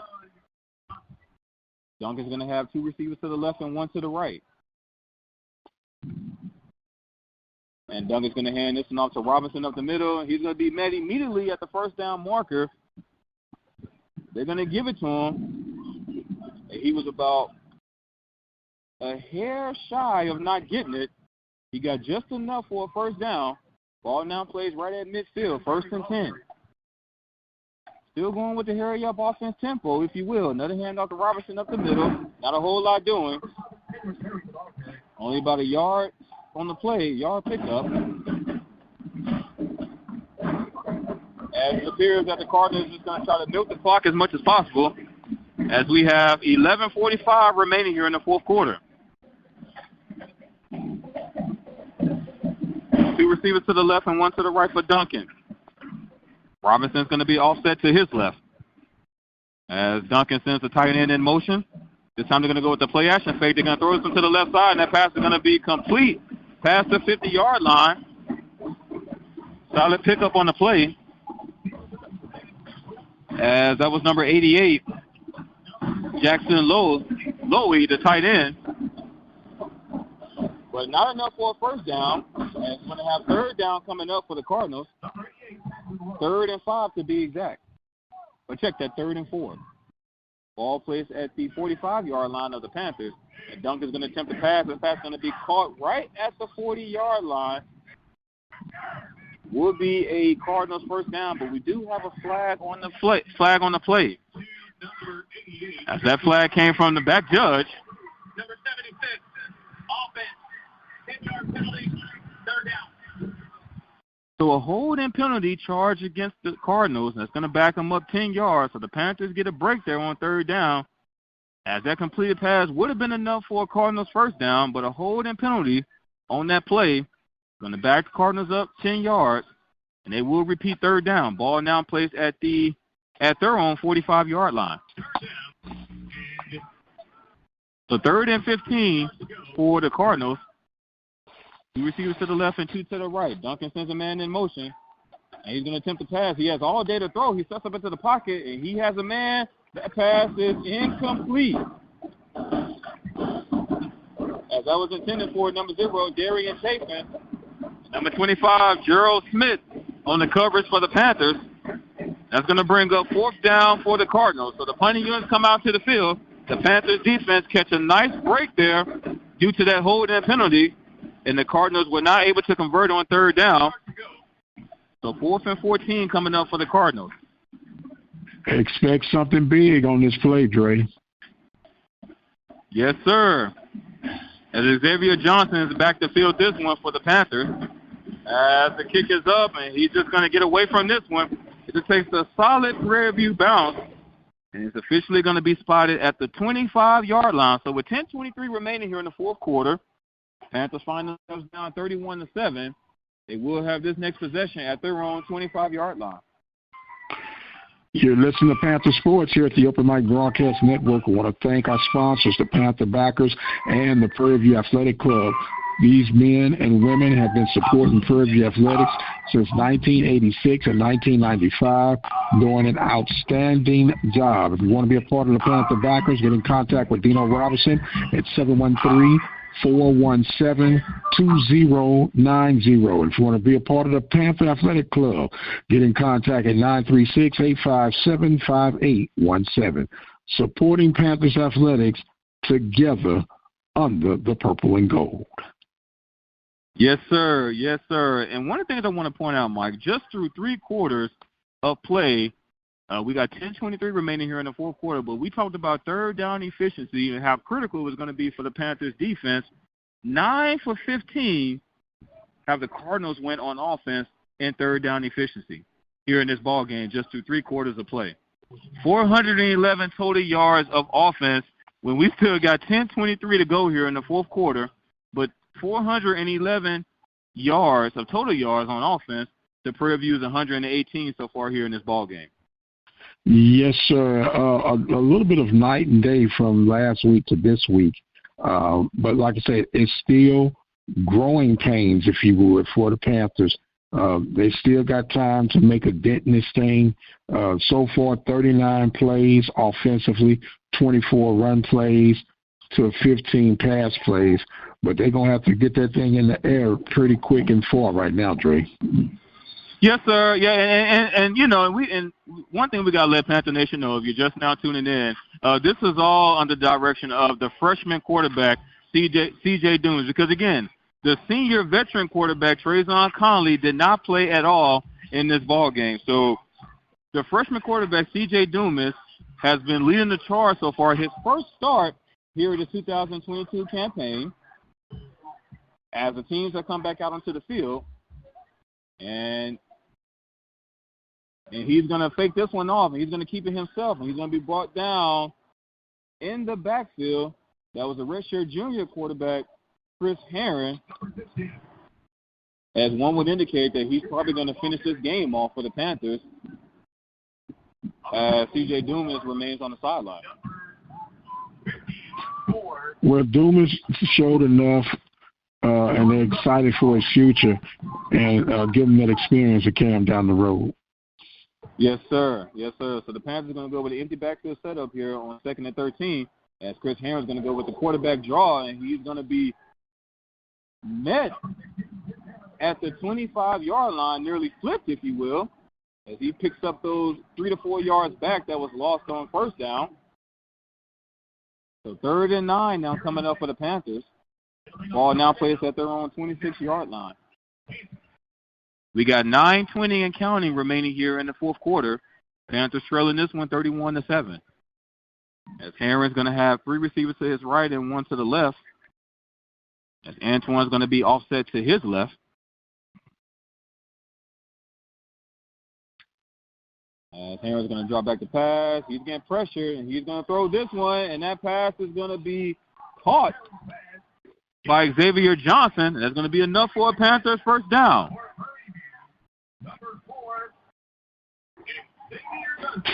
The ball now placed at their own 39-yard line. Solid first down there by the Panthers. This time another handoff to Mount Antoine. He has nothing but daylight up the middle. He's past the first and second and third wave of defenders, and he finds himself well within Cardinals territory, and he's officially going to be brought down inside the 15-yard line. So a huge gain there by the running back, Ahmad Antoine, as he takes this one all the way down to the 15-yard line of the Cardinals. So 1st and 10. This time it's going to be a handoff to the freshman running back, Connor Wysham, as he keeps his legs moving. And he's going to be brought down. He didn't get a first down for the Panthers. He was brought down right at the first down marker. Ball official is going to be spotted at the 7-yard line. Panthers going with a hurry-up offense. This time Antoine checks back into the game. He's going to hand off to him again. He's going to get inside the 5-yard line. And he's met nearly at the goal line. Ball official is going to be spotted at the 3-yard line. That was enough for a Panthers first down, so now we will have first and goal for the Panthers. Clock continues to run, 7:40 remaining here in the fourth quarter. 3 receivers to the right and 1 to the left for Herring. This time Bernard Goodwater checks in the game for the Panthers, and he's going to try to muscle his way through the middle. Gains about a couple of yards. Ball now officially at the 1-yard line. Going to be second and goal for the Panthers. As Herring looks to the sideline, Bernard Goodwater will stay in the game. Panthers going to go with the heavy set. Got 2 fullbacks and 3 tight ends. Checks in the game for the Panthers. He's going to give this to Bernard Goodwater, but he's going to be tripped up before reaching the goal line. He did not get in. We do have a flag on the play. Offside. Number 32, defense. After this is the goal. Second down. So offside charge against the Cardinals defense. Ball will officially be spotted half the distance to the goal line. Man, go old school, line up under the center and punch it in. Yes, sir. Yes, sir. This time a handoff to Ahmad Antoine. He's going to try to stretch for the end zone, and they're going to give it to him. Touchdown, Panthers. So the Panthers show a little toughness here in the fourth quarter.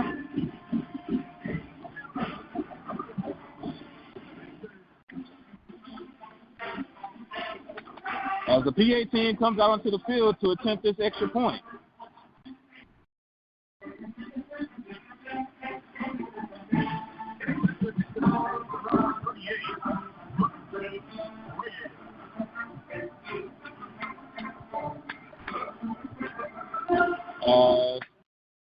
The snap is down. It gets fumbled a little bit, but he's able to get this one off, and it is good.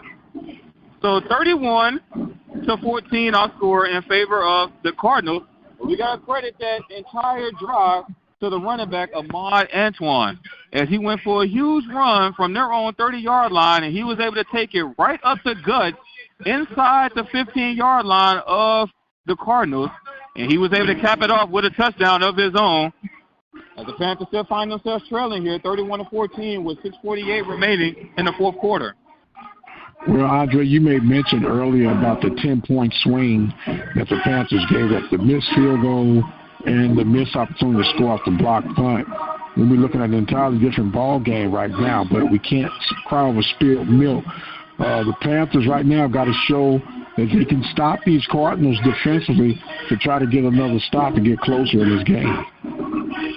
Yes, sir. Yes, sir. If the Panthers defense are able to get a stop right here, and I'm talking a quick stop, it can be a situation where you let the Cardinals go for a first down here, first down there, and then after the third opportunity, you decide to stop him. And if that's the case, you end up taking more time off the clock. If you're the Panthers defense, you're going to have to get a stop early with not much time taken off the clock. If you want to give the ball back to your offense to give yourselves another opportunity to try to go up another score here in this ball game in the fourth quarter.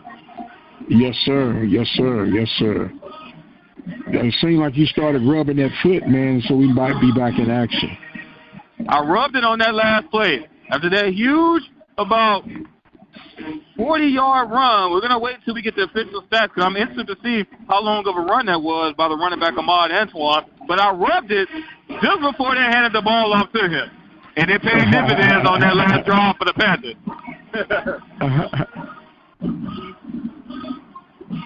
Teams haven't come back onto the field just yet. As you hear the sounds of the marching storm, trying to continue to breathe life here in Panther Nation, as their team is trailing here in the fourth quarter, 31-14, with 6:48 remaining in this ball game. Well, we do want to remind the folks, Mr. Davis, that you can join me for the 1876 after party, 15 minutes at the conclusion of tonight's broadcast.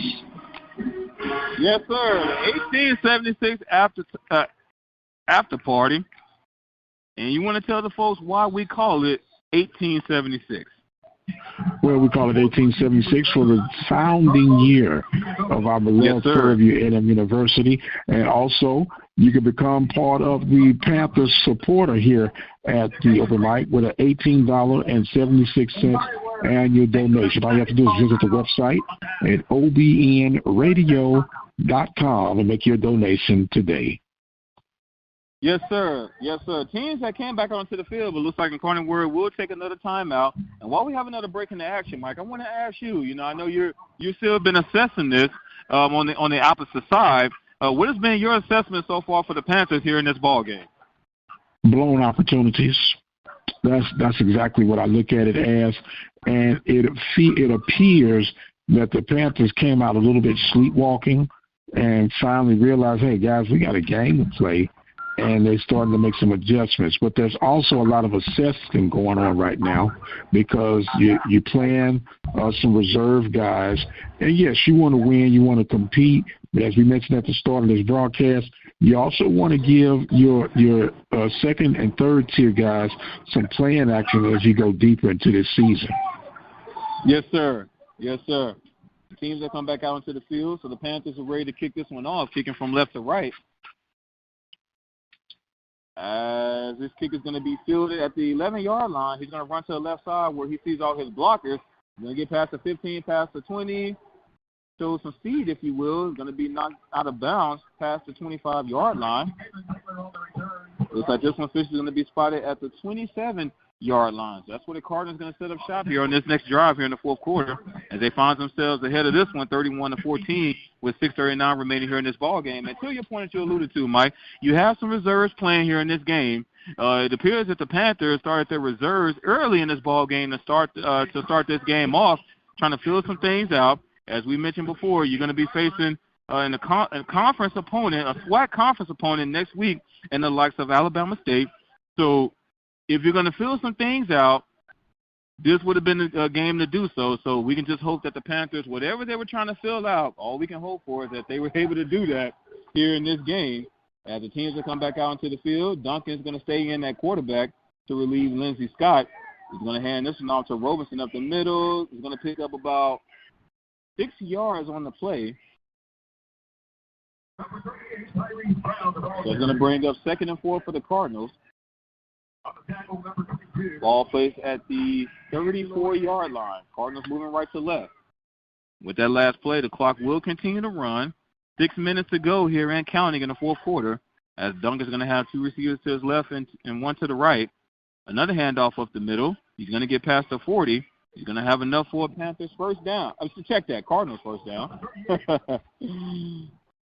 I know, my man. I know wishful thinking. I know. Wishful thinking. Cardinals will have a first down, moving right to left. Ball now is at their own 41-yard line. Duncan's going to have 2 receivers to the right and 1 to the left. As he's going to have another running back accompany him, Tyrese Brown. He's going to fake it to Brown. He's going to drop back the pass. He's going to throw this, and that pass is going to be intercepted by the Panthers. So the Cardinals go with a pass there on 2nd down. That's going to be intercepted by the Panthers. And we can credit that interception to the linebacker, Adrian Lacey, for the Panthers. At the right place at the right time, not realizing what Incarnate Word was thinking at that time. They got the lead on the road, continue to run the ball and eat up the clock. But thanks for the gift. Let's see if the Panthers can capitalize. Thanks for the gift. Now, can you unravel the gift and make it count if you are the Panthers? Yes, sir. Ball will be placed at their own 49-yard line. As Chris Herron is going to stay in for the Panthers. He's going to hand this one off. Not a whole lot doing. That was Ahmad Antoine on the run for the Panthers. He was able to get a touchdown off of a huge run on that previous drive. Not a whole lot doing on that play. 2nd and 10 for the Panthers. Ball at the 49-yard line. 3 receivers to the right and 1 to the left. This time Herron's going to drop back the pass. He steps up into the pocket. He's just going to keep it himself to the right side. He has some daylight. He's going to be brought down just past the 40-yard line. It will be enough for a Panthers first down. As Chris Herron attempted the pass, couldn't find a man downfield. He just decided to keep it himself for a solid game for the Panthers, and they will have first and 10. Ball now placed at the 40-yard line of the Cardinals. Panthers moving left to right. So far, they're unwrapping that gift, that sweet gift that was given to them by the Cardinals. As Herron's going to attempt the pass. Doesn't have a man. He keeps it himself. He's going to get past the 35, brought down right at the 33-yard line. As we have a stoppage in the play, it's going to be a timeout charge against the Panthers. While we're taking this time out, I want to remind you guys that you can join us each and every day for the Mike Prince Show here at the Open Mic Broadcast Network. We give you Prairie View news, Southwestern Athletic Conference news, not just football and basketball, but we talk about volleyball, softball, baseball, bowling, track and field, whatever it is. If it's tiddlywinks and it's got some purple and gold involved, you can hear about it at the Mike Prince Show at the Open Mic Broadcast Network. Each and every day, Monday through Friday, try to get a show out to you by 10 a.m. Central Standard Time, but we will give you something daily. Also want to let you guys know that you can follow with me on the after party, the 1876 after party, 15 minutes at conclusion of tonight's contest. All you have to do is go to the website, obnradio.com, click on the Mike Prince link, and you'll get a chance to interact live as we talk about the ins and the outs of tonight's ball game. So far, a lot of outs than ends if you're a Panther fan, but we're going to break it down anyway and talk about what lies ahead. Now, Alabama State has a bye this week, Andre, and Coach Bubba McDowell's from the old school. You don't want to give them too much fresh look on the tape as they get ready for this week. So I think he's been reserving and holding back a lot with his rotation, not only on personnel but on plays as well. Yes, sir. Yes, sir. To your point, you know, we've seen that so far here in this game, Mike. You know, you're going to be facing a conference opponent next week in the likes of Alabama State. So if he's doing that, then so far the game plan it's been working so far. Again, we're up here and we're not down there, so we never really know just what the coaches are up to. But to your point, if that's what he's doing, then all we can do is hope is that it's going to work for them as they end up looking ahead to next week to face Alabama State. And they're going to be on the road. They're going to be in Alabama as well. So that's going to be huge for them to go into that ball game. Yes, sir. Yes, sir. You remind me of the old after school. Well, I hope and pray that I will. But today I am still just a bill. Teams will come back out to the field as we have another stoppage. The teams were getting ready to line up to run a play. We do got a flag on the play. It looks like it may be a delay of game. Oh, maybe they heard me singing, huh? So they may have heard you singing, so instead of a delay of game, it ended up being a false start. So still backing the Panthers up 5 yards nonetheless. So it would have been a manageable second down, and now find themselves 2nd and 9. Still second down. You still got a few more opportunities, as one would indicate that this would be 4th down territory for the Panthers. Ball now placed at the 38-yard line of the Cardinals. And he's going to fake it to Bernard Goodwater, and he's going to run it himself to the left side. He's going to shed a few defenders. Finally brought down at the 30-yard line. That was a quarterback, Chris Herron, went with the read option on that last play. He decided to keep it himself, picks up a solid gain. Those same yards that was just lost for the Panthers on that false start, he was able to get those yards back as they found themselves with 3rd and 1. Ball plays at the 30-yard line. 3 receivers to the left and 1 to the right. This time a handoff to Bernard Goodwater, and he's going to lose the ball, and it will be recovered by the Cardinals.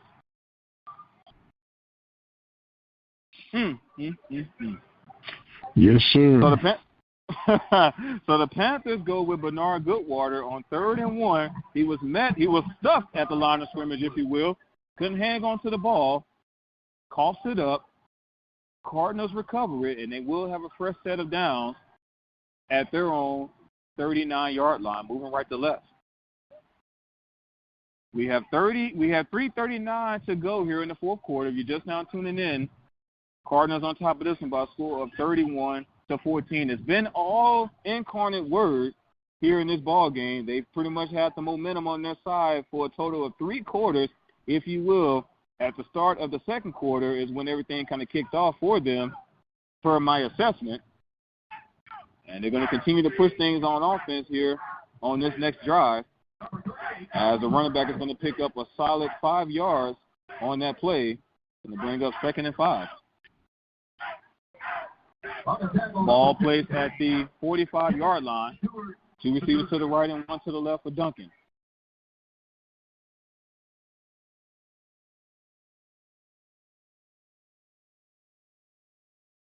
And Duncan's going to hand this one off up the middle.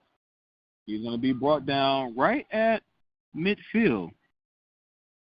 It's number 38, Tyrese Brown, on the run for the Cardinals. And he will have enough for a Cardinals first down. So now it appears that the Cardinals are going to slow things down. They're going to milk the clock.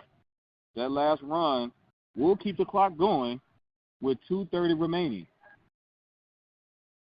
Cardinals are taking their time. Duncan looks to the sideline to get the call.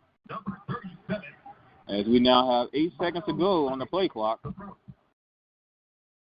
And he's going to snap this one, hand this one off to Brown. Nothing doing. He was met by a plethora of Panthers on that last play. But nonetheless, the clock will continue to run as Brown will lose about 3 yards on that last run.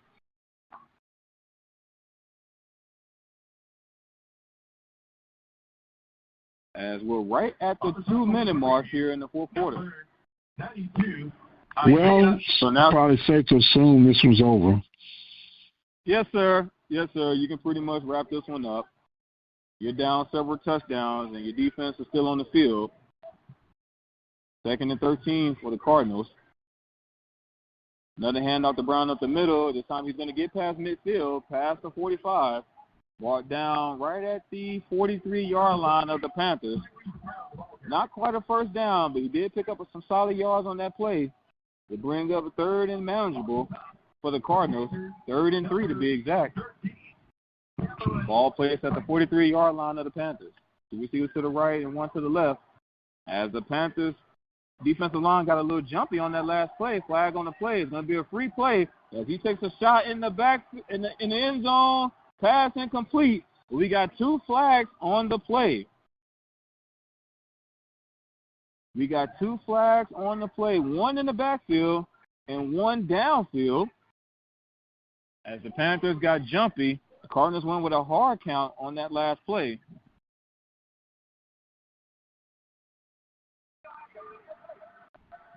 There are multiple fouls on the play. Offside. Number 32, defense. That penalty is declined. Pass interference. Number 31, defense. 15-yard penalties. Automatic first down. Not what the doctors order if you are Panther Nation. No, Two sir. Two penalties on that last play, both charged against the Panthers. As the Cardinals will have a fresh set of downs well within Panther territory. Ball now placed at the 28-yard line of the Panthers. 2 receivers to the right and 1 to the left for Duncan. Another handoff to Brown up the middle. He's going to cut to the left side. He's going to be brought down right at the 25-yard line. Another 3-yard pickup there on the play. Clock continues to run as we're now under a minute to go here in this ball game. Cardinals on top, 31-14. As you would assume that the Cardinals may run 1 to 2 more plays to officially put this one in the books. Another handoff to Brown. This time he's going to be met in the backfield. Not a whole lot doing. He's going to lose those 3 yards that he got on first down. He's going to lose those on second down. Going to be 3rd and 10, but the clock will continue to will continue to run. As the teams are walking onto the field, and they're going to make that one be the last play. And that will officially do it here in this ball game. So the Panthers fall short, losing this one by the score of 31-14. Well. With our final score. So want to let the folks know, Andre, that our next scheduled broadcast will be October the 1st. October the 1st from someplace you're quite familiar with, right? In that Dallas area? None other than Triple D. Triple D, if you will, Mike. Yes, sir. The Panthers are going to be taking on Grambling State in the Cotton Bowl, and we're going to be broadcasting live from Dallas, Texas, October 1st. Kickoff is scheduled for 6 p.m. in that ball game. Yes, sir. But we got one before that, Alabama State next week. They'll be in Montgomery, Alabama. We'll bring you the feed here through the open mic as well. So for all your Panther sports and updates, we will bring it to you. We will have the after party next week at the conclusion of next week's game. So we're going to keep you grounded and rooted here at the Open Mic Broadcast Network. Yes, sir. Yes, sir. So the team's starting to walk off, Mike. You know, give me your final assessments in this ball game. Well, like I go back to blown assignments, missed opportunities, and experimental. I look at this game more like an experimental game. I believe if this was one of those games, let's say a playoff game, you see a much different Panther team. You'll see a much different game plan approach. Not to give up the 31. You know, you said 30 was the magic number.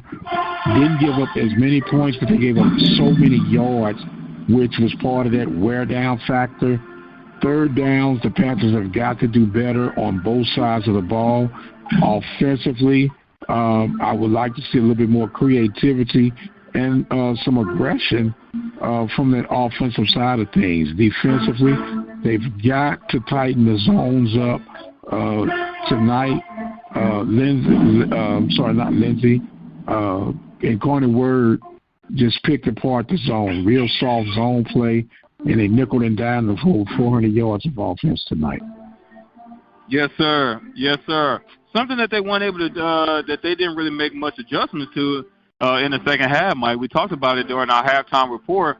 We was going to see if the Panthers defense was going to kind of tighten things up and try to go man-to-man defense to try to stop some of that dinking and dunking that the Cardinals offense had been doing in that first half. They didn't really do that. They still kind of stuck with the man coverage, and that was a key indicator as to why the Cardinals offense were able to have so much success in that second half as they were to have in that first half. Yes, sir. Yes, sir. So we shall see what the end is going to be as the Panthers get ready. They got to put this one behind them. Conference play. Alabama State will be waiting. Alabama State's been resting. They're going to be fresh, and they're going to be ready to go as they want to defend their home turf. So Coach Bubba McDowell and the Panthers are going to have to put this behind them and look straight ahead. We'll talk with Coach Bubba McDowell next week or this week for next week, and we'll get some of the insights of what's going on at Panther Nation in the football program. But, Andre, I think the Panthers are still standing pretty solid and got a lot of football ahead of them and a lot to look forward to. Yes, sir. Yes, sir. I mean, there's still a lot of takeaways from the Panthers that you can take away from this ball game that the Panthers can use into next week. We talked about the fact that Alabama State is coming off of a bye week, so they're going to be fresh. And we all know that there's some pros and some cons when it comes to having a bye week. Of course, the pros is your team gets to rest and kind of relax up, and, you know, they can be coming in kind of fresh. But the cons to that is the fact that they didn't play the previous week, so they could come out a bit rusty. And if that's the case, then that can be something that the Panthers can capitalize on coming into this ball game. We talked about the fact that this may have been a game where head coach Bubba McDowell was just trying to feel some things out as he has some reserves in this game, kind of running the game for majority of the game. So, I just hope that that they were able to use this as a filler game, and that's what they have planned to do. And hopefully they can use that to their advantage next week when they go on the road to face Alabama State next week. Yes, sir. 36 runs for the Panthers tonight to 16 passes. And so Prairie View with only 51 rushing yards on tonight as a total. That's not getting it done, Andre. And we look at the running backs, but you also got to see if your line appears to be overmatched tonight. If you run 36 times, man, that's beast mode running the ball. But to only show for 51 yards, that's not what the doctor ordered for sure. Well, it appears that, that lets me know that the Panthers were trying to run the ball, which is something they've been trying to do all season, but they weren't very successful at it. So that's something that we can able to point out there. Now, although this was an indicator from that huge run that he had in the fourth quarter, the only running back that really just had some positive yards, Ahmad Antoine, finished with 14 carries for 86 yards, and of course he had 2 touchdowns in this ball game. And out of that 86 yards, we can credit that to the one huge play that he had in that fourth quarter. He ran from their own 30-yard line, and he was able to get it inside the 15-yard line of the Cardinals. Yes, sir. So Panthers put this one behind them. Get ready. No serious injuries that we know of to be concerned about. So go in there, soak up, go over your film, make this a teachable game, a coachable game where you grow from it. Dumas got his feet wet, got a chance to see what life was like on the FCS Division I level, and so hopefully he'll be able to put that in his back pocket to use it down the road. Now, as we are wrapping this part up, we're going to still try to see if we can get some final scores from our late game. We know last we had Alcorn was on top of McNeese by the score of 7-0, and Mississippi Valley had tried to make a run. They were trailing Delta State by the score of 25-17. Want to check on those in particular, and wanted to get the final score for the Texas Southern game. That would be somewhat considered a major upset on tonight, and the blowout happened in Jacksonville. They got clear for the water, and they blew the Tigers out of the water today with a 66-24 victory. Alabama A&M falling short to Austin Peay by the score of 28-3. And that is what we have so far. But we're trying to get some updates on those last late games we talked about. So we'll see what goes on with that. Yes, sir. Yes, sir. And to your point, Mike, as far as the game updates I have here for you. So it looks like Texas Southern were able to finish things out against Southern, winning by the score of 24-0. So a shutout by Texas Southern. Hold on. Let's hit the pause just for a second. Pause just for a second. That's huge. That's absolutely huge. You know, we're talking about Southern University. And to get shut out, and, nobody gave Texas Southern a chance on that one. But we'll talk about that on the after party. Go ahead. I'm sorry. Give me the other scores, please, sir. Well, Delta State took care of business against Mississippi Valley, winning by the score of 28-17. Alabama A&M falling short to Austin Peay, as you mentioned earlier, 28-3. Jackson State had no problem taking care of business against Grambling by the score of 66-24.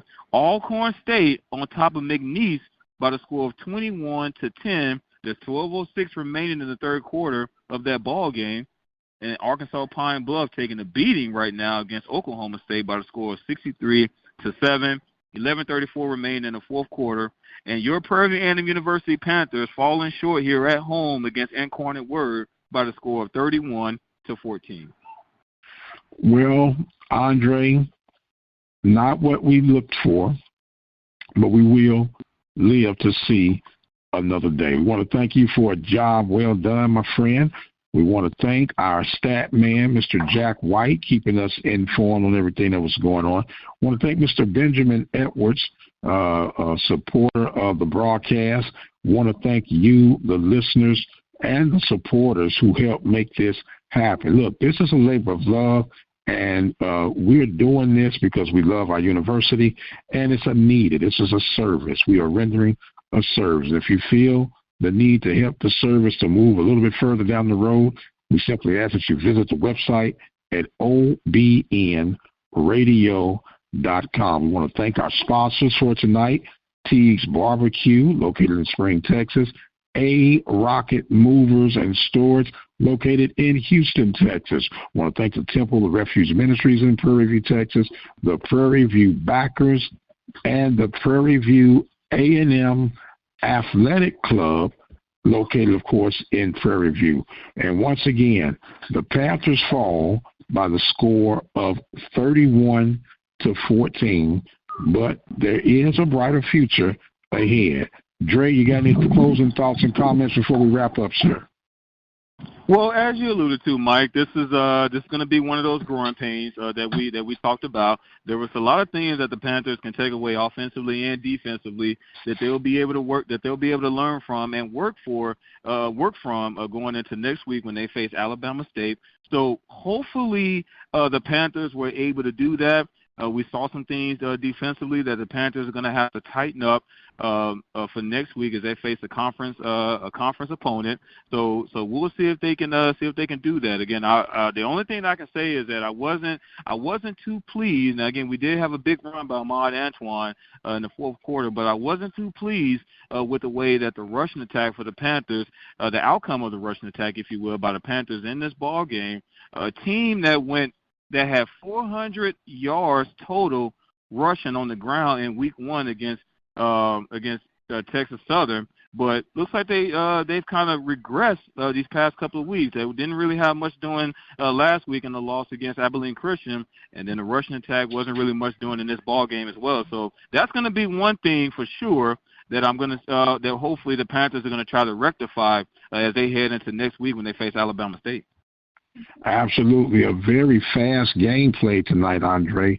This game was just a tad bit over 3 hours, and that's what happened when you're able to run and execute as Incarnate Word did on tonight. Well, man, I want to thank you again for a job well done. Thank our listeners for joining in with us. Don't forget, our next broadcast will be October 1st from Dallas, Texas, as the Panthers will take on the Grambling State Tigers. On behalf of the Open Mic Broadcast Network, we want to thank you guys so much for joining in with us. Don't forget, you can follow me on Twitter at The Mike Prince Show. The YouTube channel, subscribe today, is the Open Mic Broadcast Network. Thank you guys for joining in. Panthers falling short 31-14, but they shall rise next week in Montgomery, Alabama. And until the next time, you guys be blessed, and we'll see you on the other side.